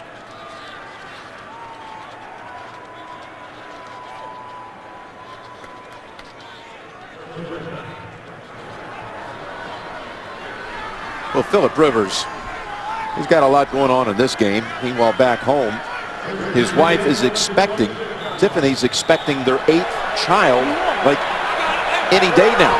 Well, she's expecting he's delivering. I don't know what's he is getting it done so far here today. And it's a little girl on the way. I think that was a compliment now. Yeah, I know you did. Pass off the hands of Floyd. The due date was actually yesterday, and checked right before taking the field, and so far so good. He's never missed the birth of any of his children. And his children, the oldest girl's 13 years old, if I'm right. Yep. And he goes, boy, they take it hard. They watch the games. Oh, Dad. So they're into it just like the father. 2nd and 10.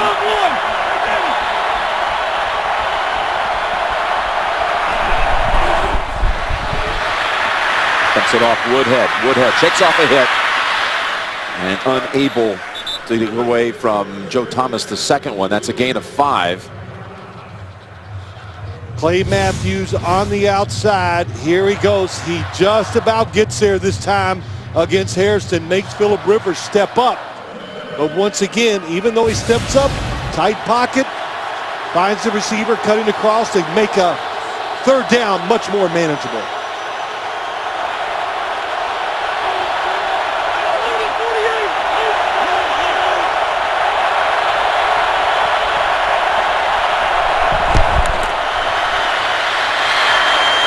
It got the first down.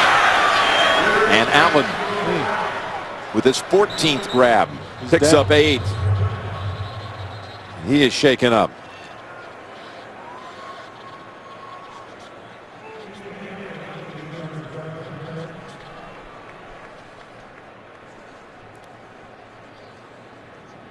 Boy, what a day for Keenan Allen.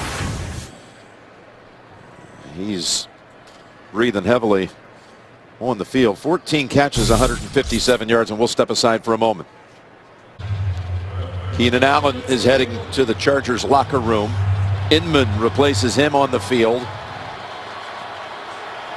Another first down play coming up. The last 11 first downs of the game have all gone to San Diego. Hey, let's go play Tiger. Play Tiger. Mike here. Mike's 48. Hey, Mike's 48. Reload! We got Flutie. Still got plenty of time on the play clock, and he knows it.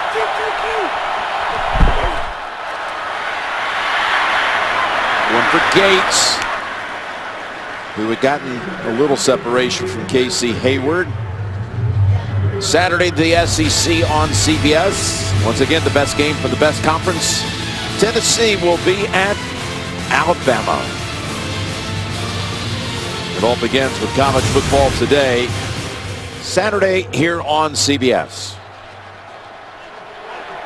Hey, you got crossbow. I'm losing 48. Crossbow. They seem to settle down on the Green Bay defense. They're going to let Clay Matthews rush a little more from the outside. Well, he backs off. Matthews does 2nd and 10, but Rivers had to unload. Again, he has not been sacked once today because all that experience, he knows how to get rid of it when he sees nothing's there. And you're talking about a defense that was 2nd best in the league coming into the week behind Denver. Well, this defense, they have so many players like New England can play multiple spots. Linebackers that are defensive ends, when they want to pass rush, they're very deep at basically every position. Got a few people out now that thins it out, but they have speed. And that's the big reason why they are tough against the pass. By the way, Keenan Allen just jogged back to the sideline on 3rd and 10. The pass caught. Now where's the forward progress for Gates? It's going to be just short, it looks like. And I'm already sitting here going, okay, now what do if you're Mike McCoy? 4th and maybe an inch at midfield. First thing you do is you ask for a measurement. If you want to think about it, but no, Phillip Rivers are going to hustle up and they're going to run the play. And Green Bay's got a quick shift change on that defense. And there is movement. Woodhead's convinced it was Green Bay that jumped. Might have been Mike Daniels.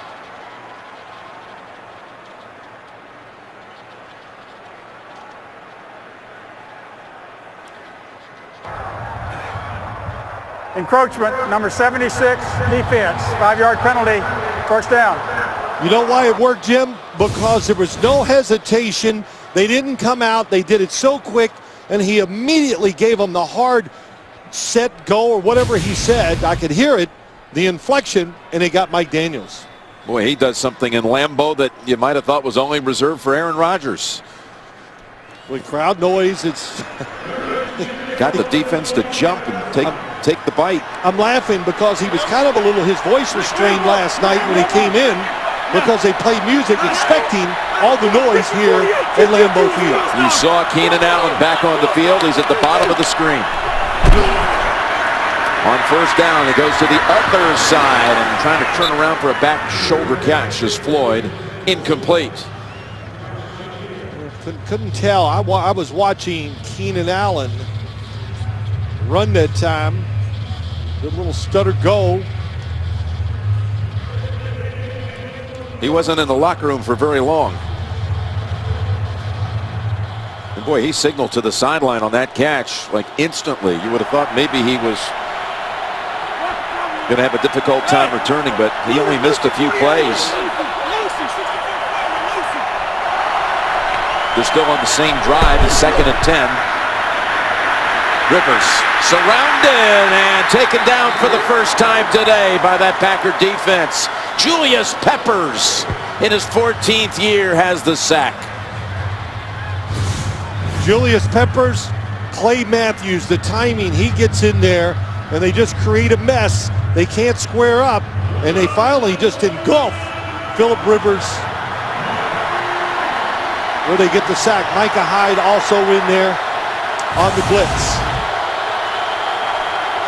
3rd and 13.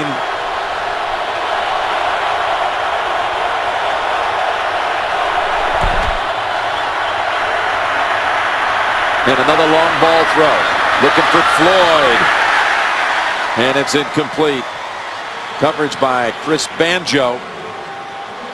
And now Cypress will come out for San Diego. Good coverage down the field. Malcolm Floyd 80 in the slot.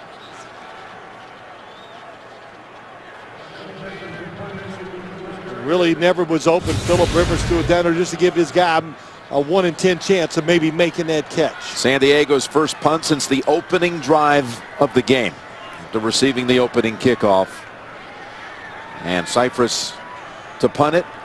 Hyde to entertain the idea of returning it. He has to step up for a low kick. He can. And he gets past a couple of Chargers, and he's got a nice return after about the 31. And Cypress is hurt. Looked like there was a collision there with Jeff Janis running into him. He was blocked into it. That's why it's not a penalty.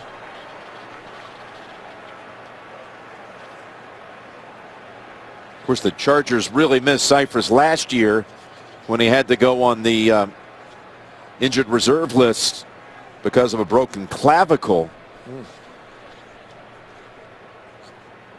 And he's not only a longtime part of the franchise here, 13th year, he's also the holder on all the place kicks.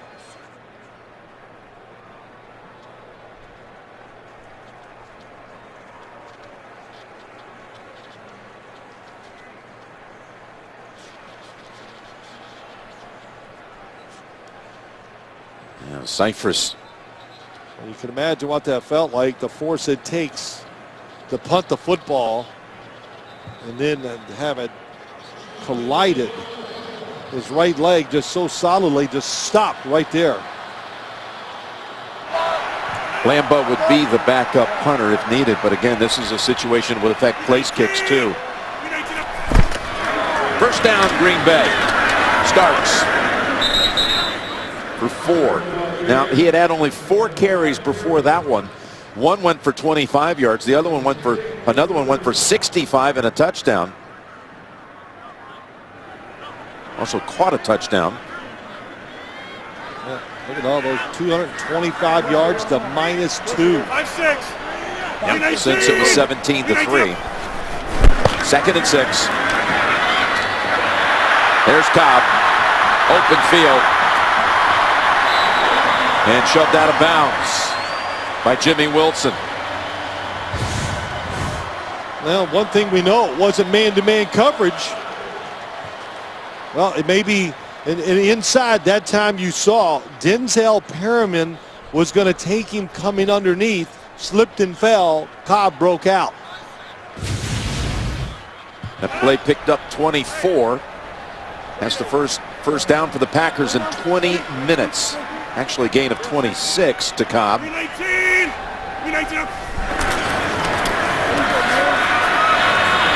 that through the hands of James Jones, who's been held to only 1 catch today. Let's get an update. Back to New York, JB. How nice to improvise, Coach. Watch Colin Kaepernick buy time with his feet, but still looking down the field. He finds Quentin Patton from 21 yards out. Touchdown, they go up 25-13.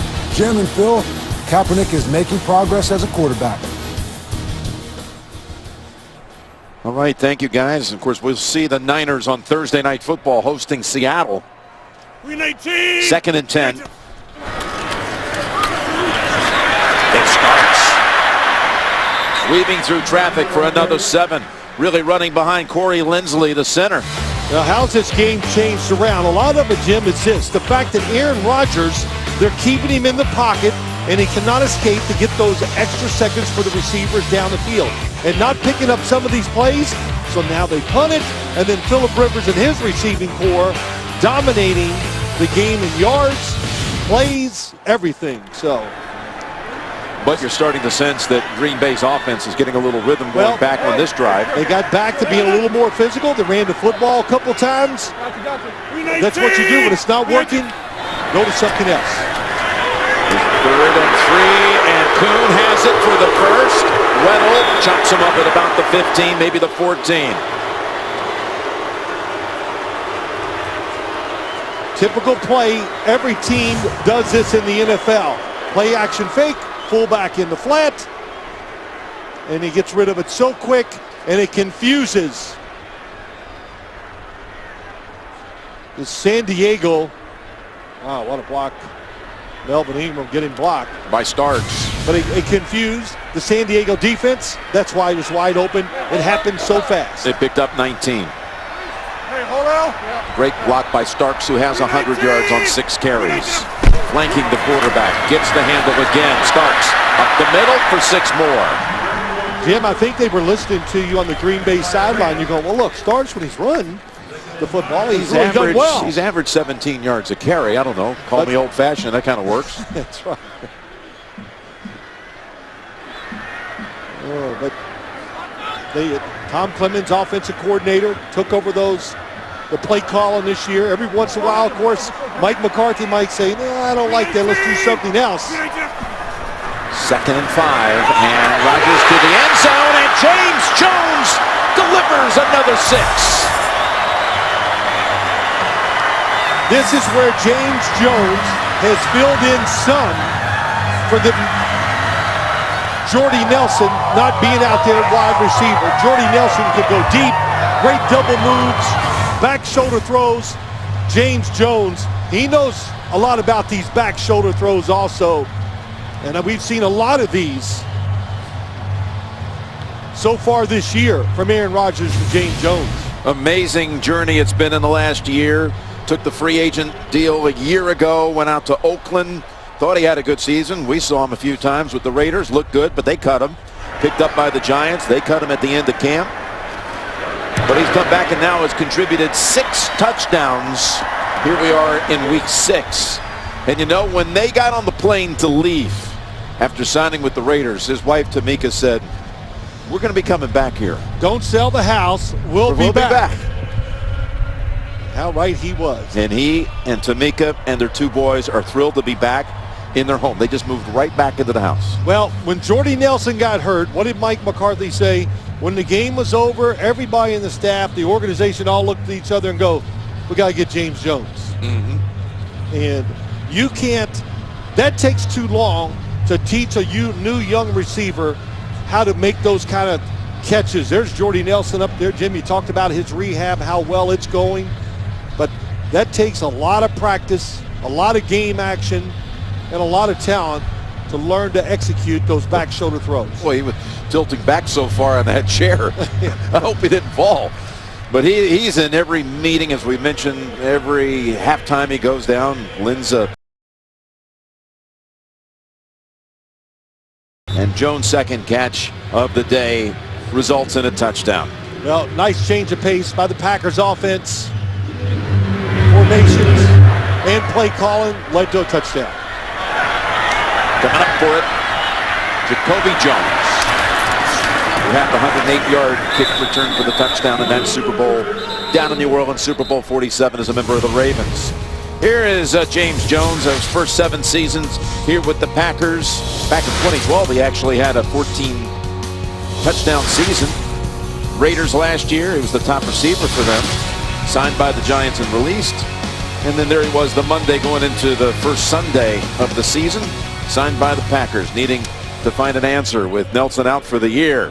Boy, it was beautiful. Fun to watch. Aaron Rodgers says when he came back, he goes, "Man, we were right in the groove immediately." Few meetings, right on the practice field.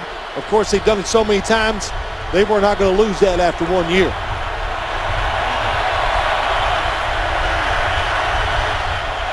Last minute of the 3rd quarter. Rivers' pass is caught by Floyd for a first. They'll give him 11. Getting a little more pressure, this Green Bay defense, starting to push the pocket. Back in Phillip Rivers' face, around his feet. Hard to be accurate when the defensive pass rush gets that close. Well, I tell you, the sack of Rivers on the Chargers' previous drive really changed momentum in this game. They were in Green Bay territory, and all of a sudden they got to Rivers. They had to punt, and then they take the football and drive for the touchdown. First and 10 throw. And it's complete to Inman to end the 3rd quarter. Green Bay leads it 24-17 after 3. Back after this message and a word from your local station. You're watching the NFL on CBS.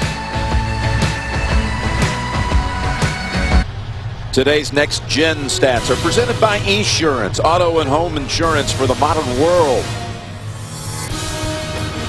We welcome you back to Lambeau Field for quarter number 4. Jim Nantz, pleased to be alongside Phil Simms and Tracy Wolfson. It's been a good one. Chargers have the football to start the quarter at their own 43. Ingram has only been available for the early portion of this game. Here's a 2nd and 1, and Oliver has the first.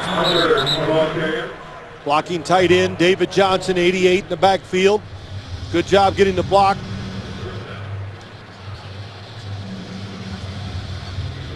By the way, Keenan Allen missed that last snap. And he's on the sideline. I had his helmet off. Jacoby Jones was in on the previous play. Now they've got Inman wide along with Floyd on the near side.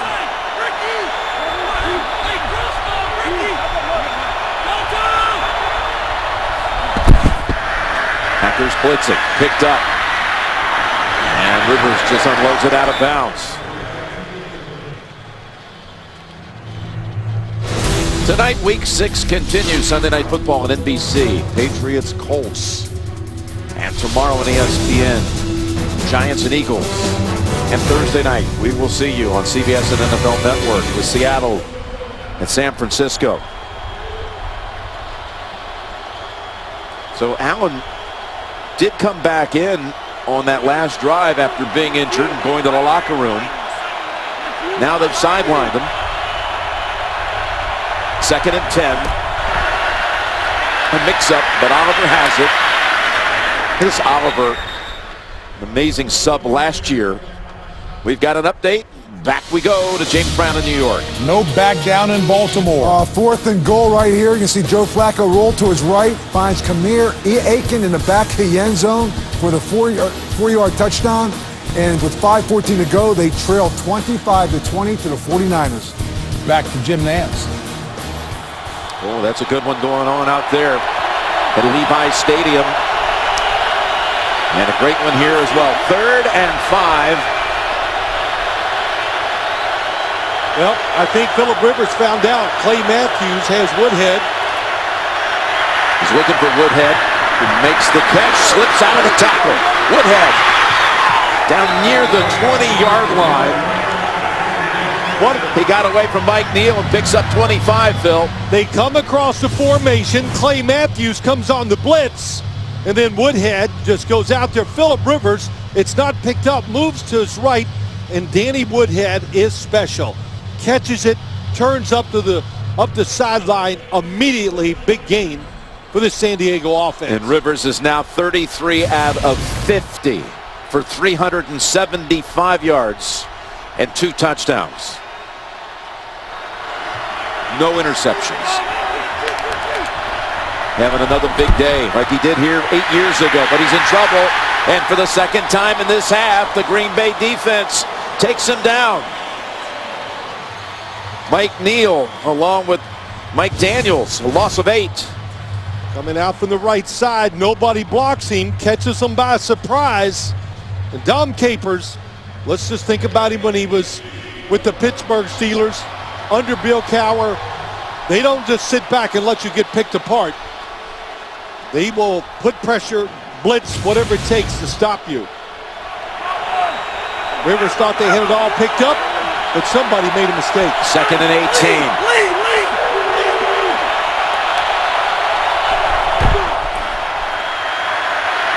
In trouble again, and he avoids the sack and gets the pass away to Malcolm Floyd. Turns a loss into a gain of 17.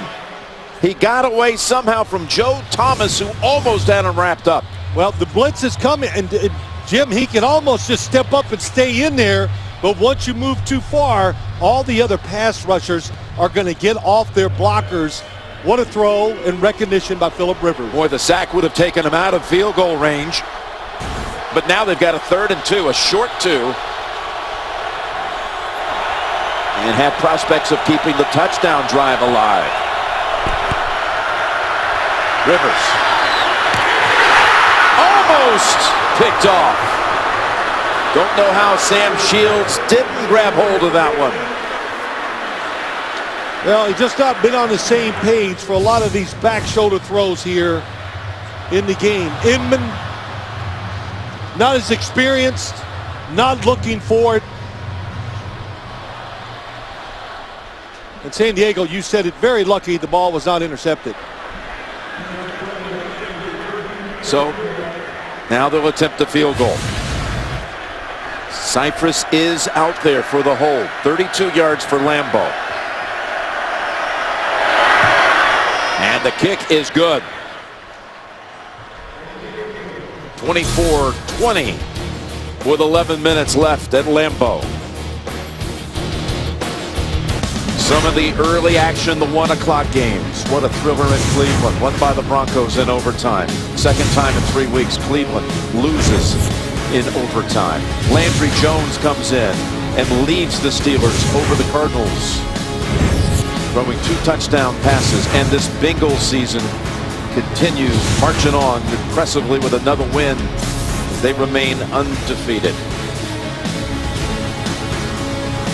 So how about Landry Jones?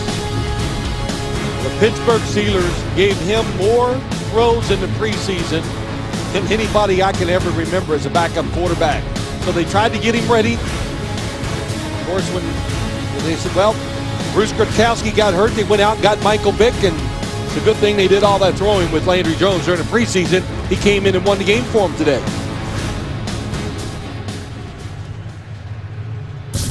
Well, you look at the Steelers without Roethlisberger, they go 2-1 now during that stretch. After a loss on a Thursday night in overtime to Baltimore, they've won at San Diego in the victory today against a good Arizona team. And Roethlisberger might be back for the next one. Look at this pooch kick. And on the ground to field it, it's J.C. Tretter, backup lineman. Let's take a look at Next Gen Stats presented by Esurance.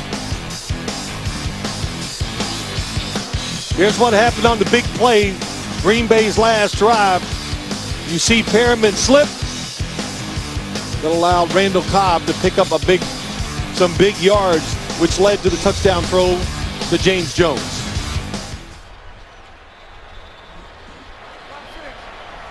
Two catches for Cobb today, 38 yards. Green 18! Green 18! In fact, no Packer had more than 2 receptions. The ball is knocked out! And the Chargers had every opportunity just to fall on it, but the Packers recover. A huge moment in this one. TJ Lang has the recovery. Perriman knocked it out. Eddie Lacy, the carrier.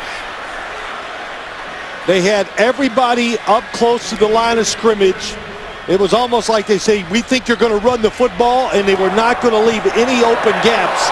Perriman used that speed, created the fumble. Tauchu unable to fall on it, 2nd and 14. But Rodgers gets wrestled down by Legit. Well, we're kind of seeing it from both sides, Jim. Usually late in the game, pass rushers get tired. Corey Legit, number 94. Here he comes on the outside. Boy, what a good job of reaching in, grabbing, and bringing him down. But the pocket is being pushed quickly back at Aaron Rodgers. 2nd sack of the year for the former first-round pick out of Illinois.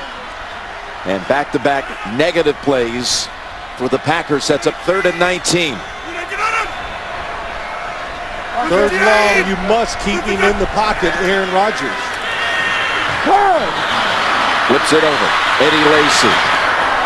Donald Butler along with Jimmy Wilson there to end that series.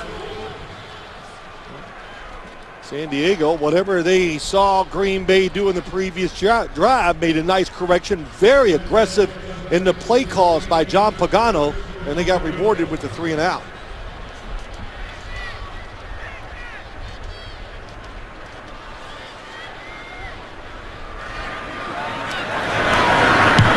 Stays punt.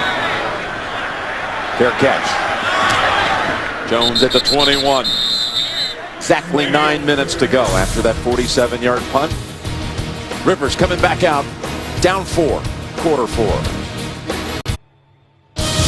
The NFL on CBS is sponsored by Acura, the leading automotive brand in safety performance. FedEx, solutions that matter.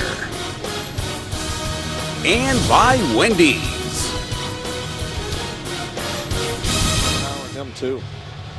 Clear skies over Lambeau Field in Green Bay, and Philip Rivers is not very often.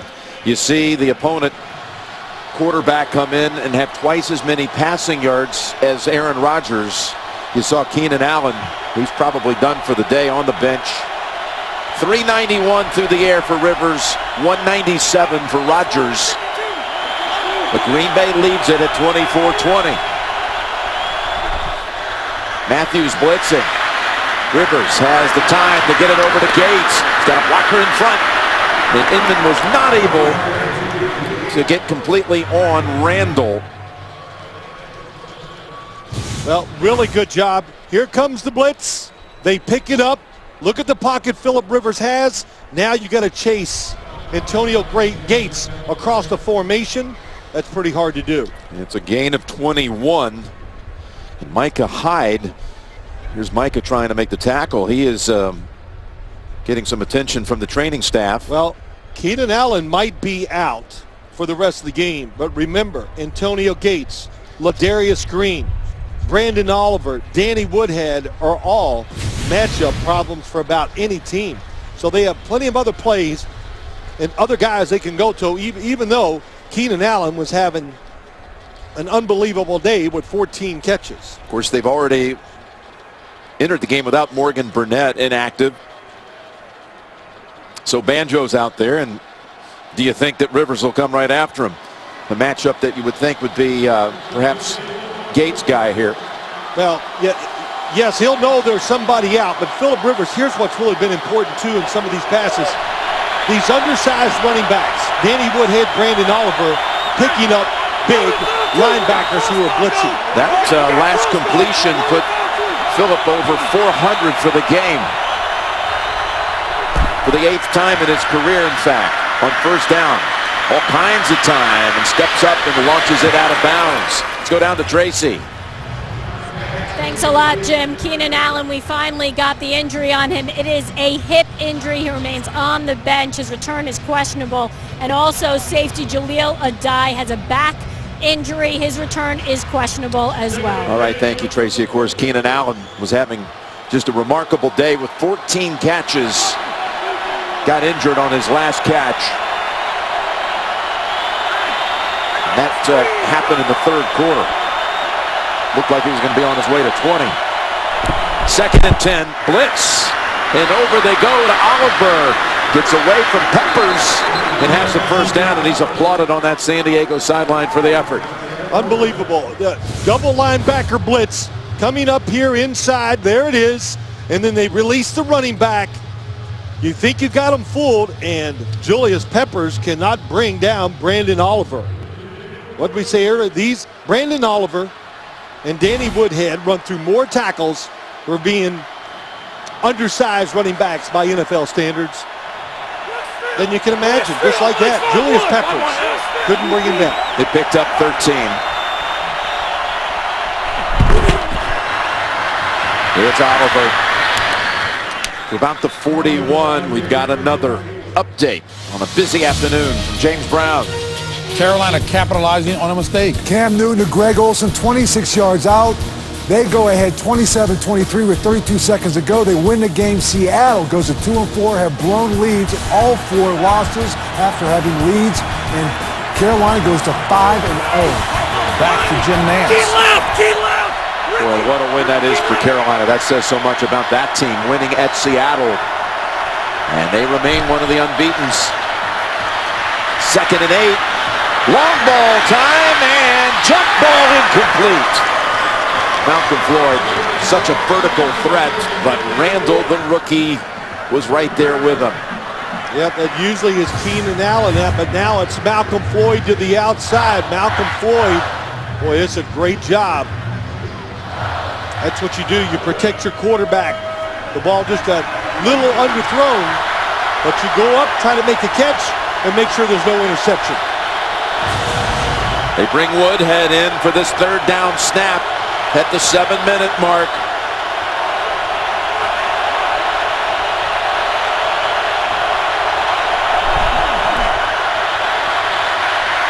Oh, whistle first. Timeout. Green Bay.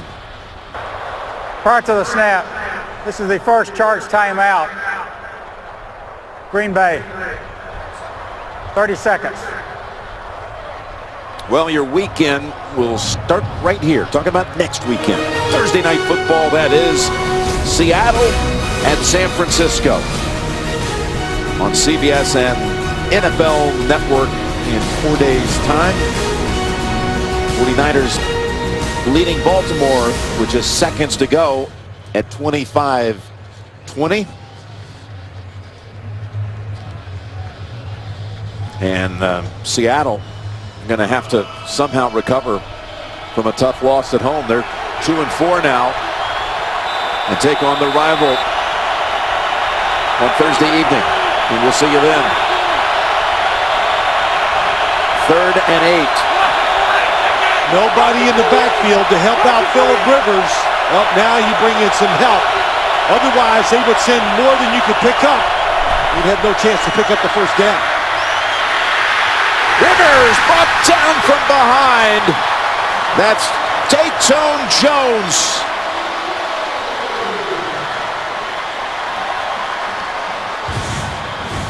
Really nobody to throw to as you watch. Here they come out in the edges. Danny Woodhead coming underneath, but Phillip Rivers just left the pocket so quick, didn't give it a chance to read it down the field. Cypress has had a hard time even walking since taking a spill on his last punt. He did come out for the hold on the field goal.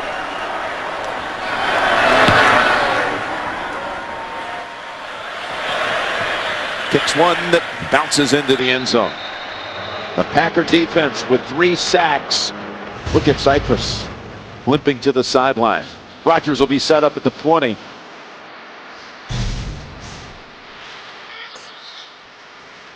For those of you expecting to see 60 minutes, you're watching the NFL on CBS. The Chargers and the Packers with a lot of action here in Green Bay. Jim Nance, Phil Simms, Tracy Wolfson. 60 Minutes will be seen in its entirety immediately after the game, except on the West Coast. 4 3-and-outs the last 5 drives. Everybody within 5 yards of the line of scrimmage. Thanks Rodgers to Rodgers. And look at the tight end go. Ridden out by Wilson, picks up 24. They work so hard at disguising the defense, then they all go running out at the snap of the football, and they get caught by the play-action fake. That was a direct result, that play, Jim, from the starting play of the last drive when Perriman blitzed, made the big hit, and caused the fumble. They said, okay, you want to be aggressive against the run? They run the play action and put themselves in good position.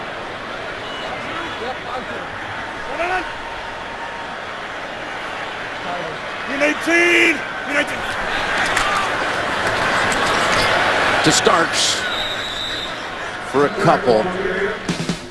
Well, really, how did San Diego get back into this game? I think this is the biggest reason of all. Space the pass rush. Don't let Aaron Rodgers move out and make all the plays. I'd say this is about the least I've seen him move around maybe this year, Jim. Even though early he escaped, made some big plays, overall it's been a good job by the pass rush. You saw Weddle on the sideline. Welcome to the medical crew. Stuckey's in for him. Rodgers able to escape the sack and then flips it to Janis, who cuts back to the middle and is taken down at the 20. You get a free runner at the quarterback, and he gets away. This side, unblocked. Aaron Rodgers sees Robinson last second and makes the move to get outside. Well, Jeff Janis has caught a couple of balls today, both of them big. One for 46, and this one for 33. Like the third shovel pass, right? Of Aaron Rodgers today. Yep, one of them. The first one went for the touchdown on the Packers' opening drive to Starks, who carries it here, and he's plowing ahead to the 15. Well, San Diego, you're looking here about how you can hold them to a field goal. You got 3 timeouts left. That's it. That's what I was going to say. This is a must.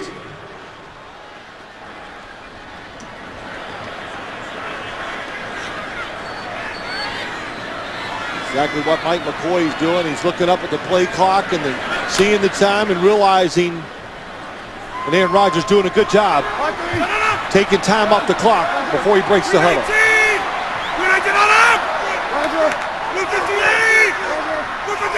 2nd and 5. Here's Rodgers. Look at that pass. Lofts it just over the outstretched arms of Starks. And Rodgers a little upset at himself because he expects to make every throw. Yeah, he had it. Cavell Connor on Starks.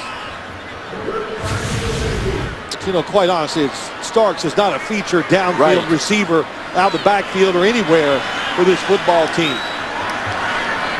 So Weddle can only watch. Harriman is also out. That's why Connor's in. Yep. 3rd and 5.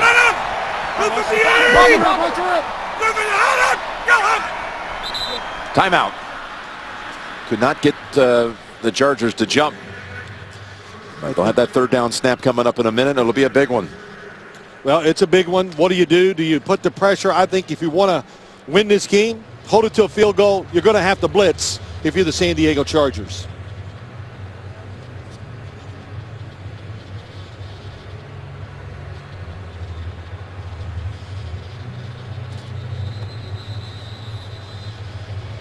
Look at time of possession here. Look at the total yards. 470 for San Diego. Like Phillip Rivers told us last night or yesterday afternoon, well, we put up a lot of yards. We're just not matching the number of points that we have to get. He goes, you know, in this league, 20, he even said it. What did he say, 20 points? No, that's not enough. 23, no. He's thinking you got to get more than that to give your team a great chance to win. Now we'd love to see his defense, John Pagano's defense, make the stop right here. Well, they had Melvin Ingram, one of their best edge rusher maybe, was in the middle, but now he's back outside, so they've changed their defense after that timeout. Cobb in the backfield alongside Rodgers. Here's the 3rd down play. Rodgers lofts it, and a flag is out. And Brandon Flowers is furious. Great defensive front. They were going to make Aaron Rodgers get rid of it. A Tauchu coming all the way around from the center. Aaron Rodgers got rid of it quickly. Prior to the pass, holding, number 24, defense. 5-yard penalty, automatic 1st down. 2nd penalty of the game against Flowers.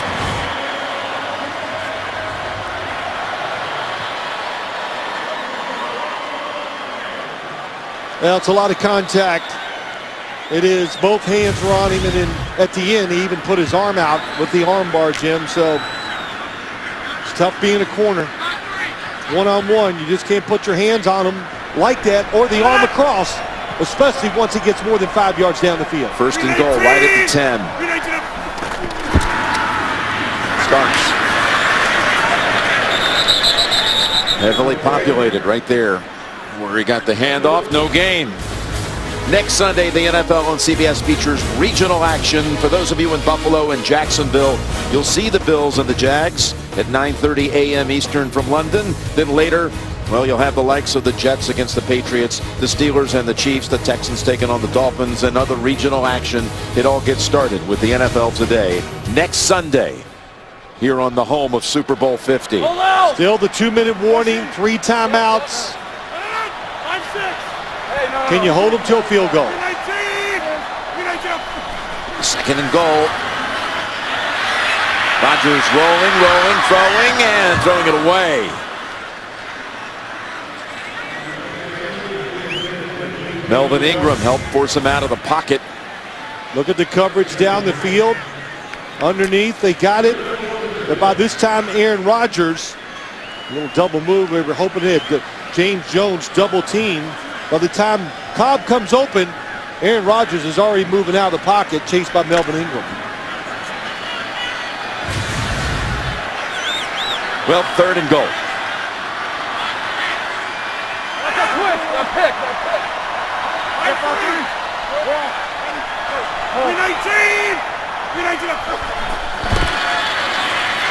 Here's Rodgers. Throws in, and it's incomplete. Richard Rodgers tried to reel it in. And now Green Bay will have to bring out Mason Crosby. Well, he kept mixing it up. It's a three-man rush this time, so extra defensive backs are there. Boy, they're lucky. Lucky because it looked like the safety that time. That's Darryl Stuckey, who's in for Weddle. He was looking in the backfield, didn't see the receiver, was almost too late. Aaron Rodgers a little too careful with the throw. So 28 yards for Crosby. And the margin is now 7. Green Bay with 5 snaps from inside the 20, but only managing 3. The NFL on CBS is sponsored by State Farm. Find your agent at statefarm.com. And by Cricket Wireless. Something to smile about.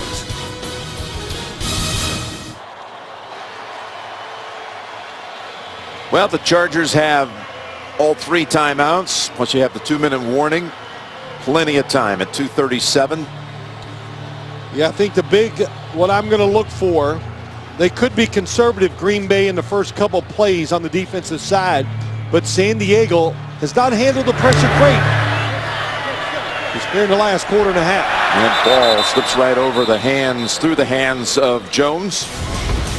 And the touchback. Close games. That's been really the order of business for San Diego this year. Week 2 at Cincinnati. The Cleveland game, which the Chargers won on the Lambeau field goal.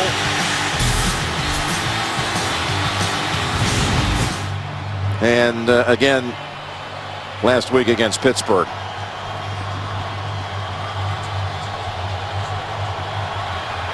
And that game against Cleveland, I mistakenly said earlier, was an overtime game, but it was at the end of regulation when Lambeau won it for him, given a second chance off a Cleveland penalty. Here's a quick toss. It's Gates waiting for that blocker out there in front of him, Barksdale, to help him. Great drive starter. The hardest thing about the 2-minute drives of these end of the game is just getting it going. And that's what you do as a coach. You give them what I call a great drive starter, a coach them up play, and they pick up a first down with that first throw. By the way, Phil, Micah Hyde is back in at strong safety. The blitz, quick pass, Woodhead looking for a lane, and he's got 11 more. Now to bring us to the 2-minute warning. So they pick up a good chunk on each play. Double blitz up inside, perfect play, the screen outside.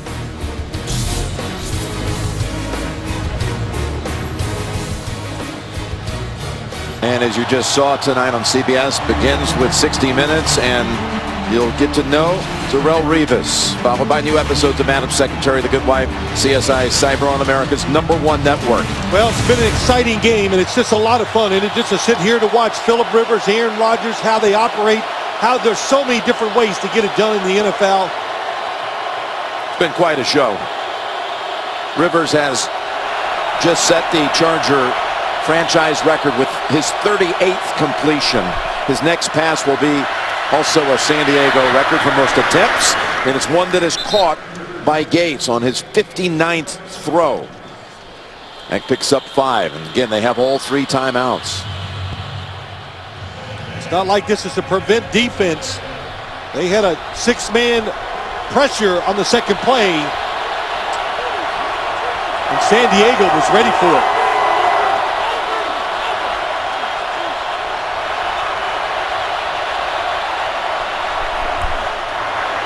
They blitz across the middle, somehow caught by Gates. Gates never saw the football coming. Philip Rivers anticipates. Watch Woodhead once again. Comes across the formation, blocks Clay Matthews. Well, look at the one-handed catch, though. Well, seen so many of them, and the anticipation by Rivers. The pressure was there. He lets the football go at the last second. Gates sees it. Boy, how about Micah Hyde? He's been so close so many times today. Well, Rivers has just rewritten the Chargers' single-game record book. Most yards, most attempts, most completions. He's up to 467.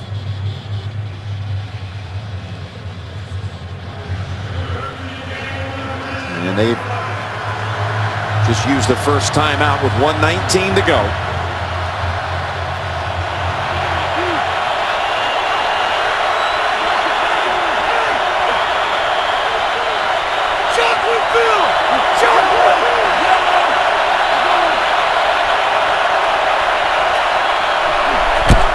Again to Blitzen. Gets it over to Woodhead. He steps out of bounds to stop the clock at 1:14 and another 11-yard gain. Well, they do it again. It gets out of bounds. It's great. Watch the two blitzers. This is what Pittsburgh invented years ago under Dom Capers. Everybody in the league copies it. And once again, San Diego ready for it. The quick pass to Danny Woodhead. 5 for 5 on this drive. Moving in on a 500-yard game. But all he cares about is finding the end zone. First down. Rifles it down to the 14-yard line with Gates. Green Bay is doing everything. I think every snap has been a different defense. But so far this drive, none of them have worked. Holds on to the timeouts. Rodgers was wondering if that was a catch. No booth review. Here's the first down throw, and it is caught by Green for another 11, but a flag comes out. Beautiful throw, flat-footed Philip Rivers was, and makes the throw. Feet stuck in the ground because he knew he couldn't step up. Illegal hands to the face, number 95, defense. Penalty is declined. The result of the play is completed pass. First down. Let's just watch him as he throws this outside. Never really turns, just kind of stops. Oh, throws it out there. He's like a baseball pitcher that has about 7 different deliveries. And that gives Philip Rivers a 500-yard gain for the first time in his career. Now everything is at their disposal, of course. They still have 2 timeouts, 33 seconds. You got to be alert if you're an inside player on defense for a draw play. With 33 seconds.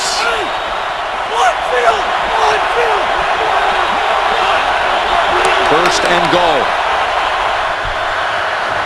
It's Woodhead. Woodhead met by Matthews, who shoves him back. And timeout with 28 seconds. Well, situations like this, we've talked about the weapons, all the people you can throw at the tight ends, the running backs and all that, but also this is where you'd like a big running back, Jim, who could smash it in there with some big offensive linemen. But we've talked about it, the reshuffled offensive line of the San Diego Chargers. When you do all that, the hardest thing to do is to run the football. And again, Melvin Gordon was shaken up in that first half. Otherwise, you would think this would be the spot for him. Well, if nothing else, to fool the defense. You'd go, oh, they're going to give it to the big guy. They lost Gordon earlier in this game. They lost Keenan Allen, who was off to a fantastic start. They've lost Weddle. Of course, that offensive line was a story coming in. With 1 timeout to go. Second and goal from the 2.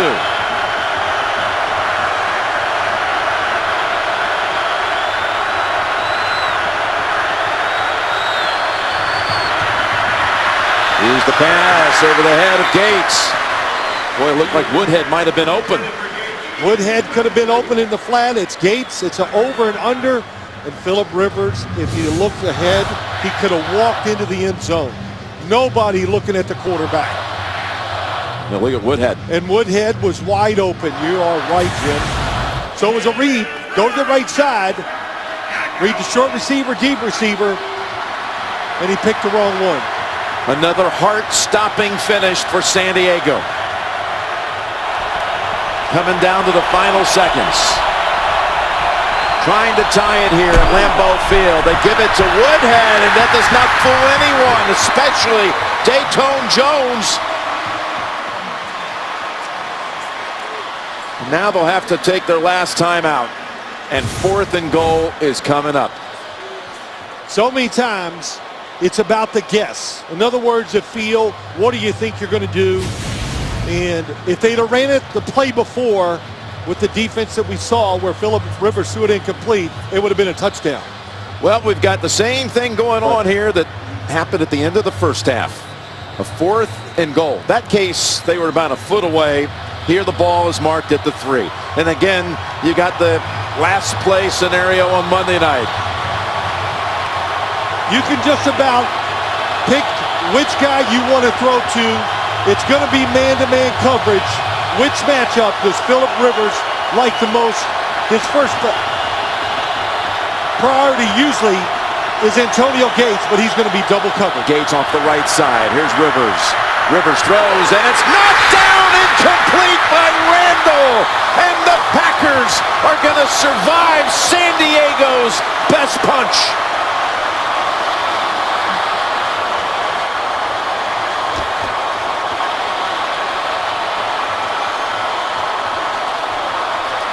Well, it was a great learning experience today for Randall.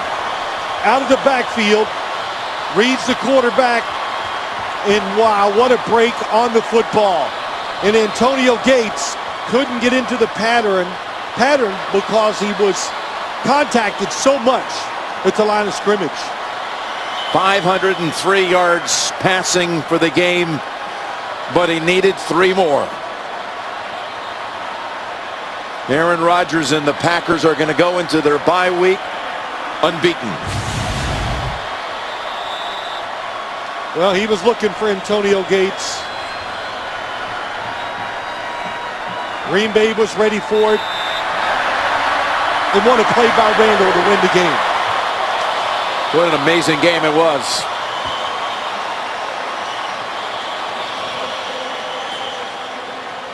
Well, the rookie was taken in the first round out of Arizona State. He won a game ball in his very first game when they opened up at Soldier Field in Chicago, and he may be receiving another one after saving it there. Rivers and Rodgers, 2 of the best. And what a show they put on here today.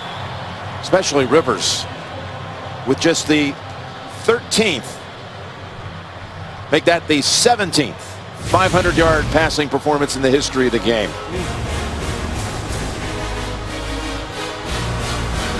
Final score here. Green Bay takes it 27-20. Tonight on CBS begins with 60 Minutes. Then Madam Secretary, The Good Wife, and CSI Cyber. For Phil, Tracy, and all the crew, Jim Nance saying so long from Green Bay. We'll see you Thursday night. You've been watching the NFL on CBS, home of Super Bowl 50.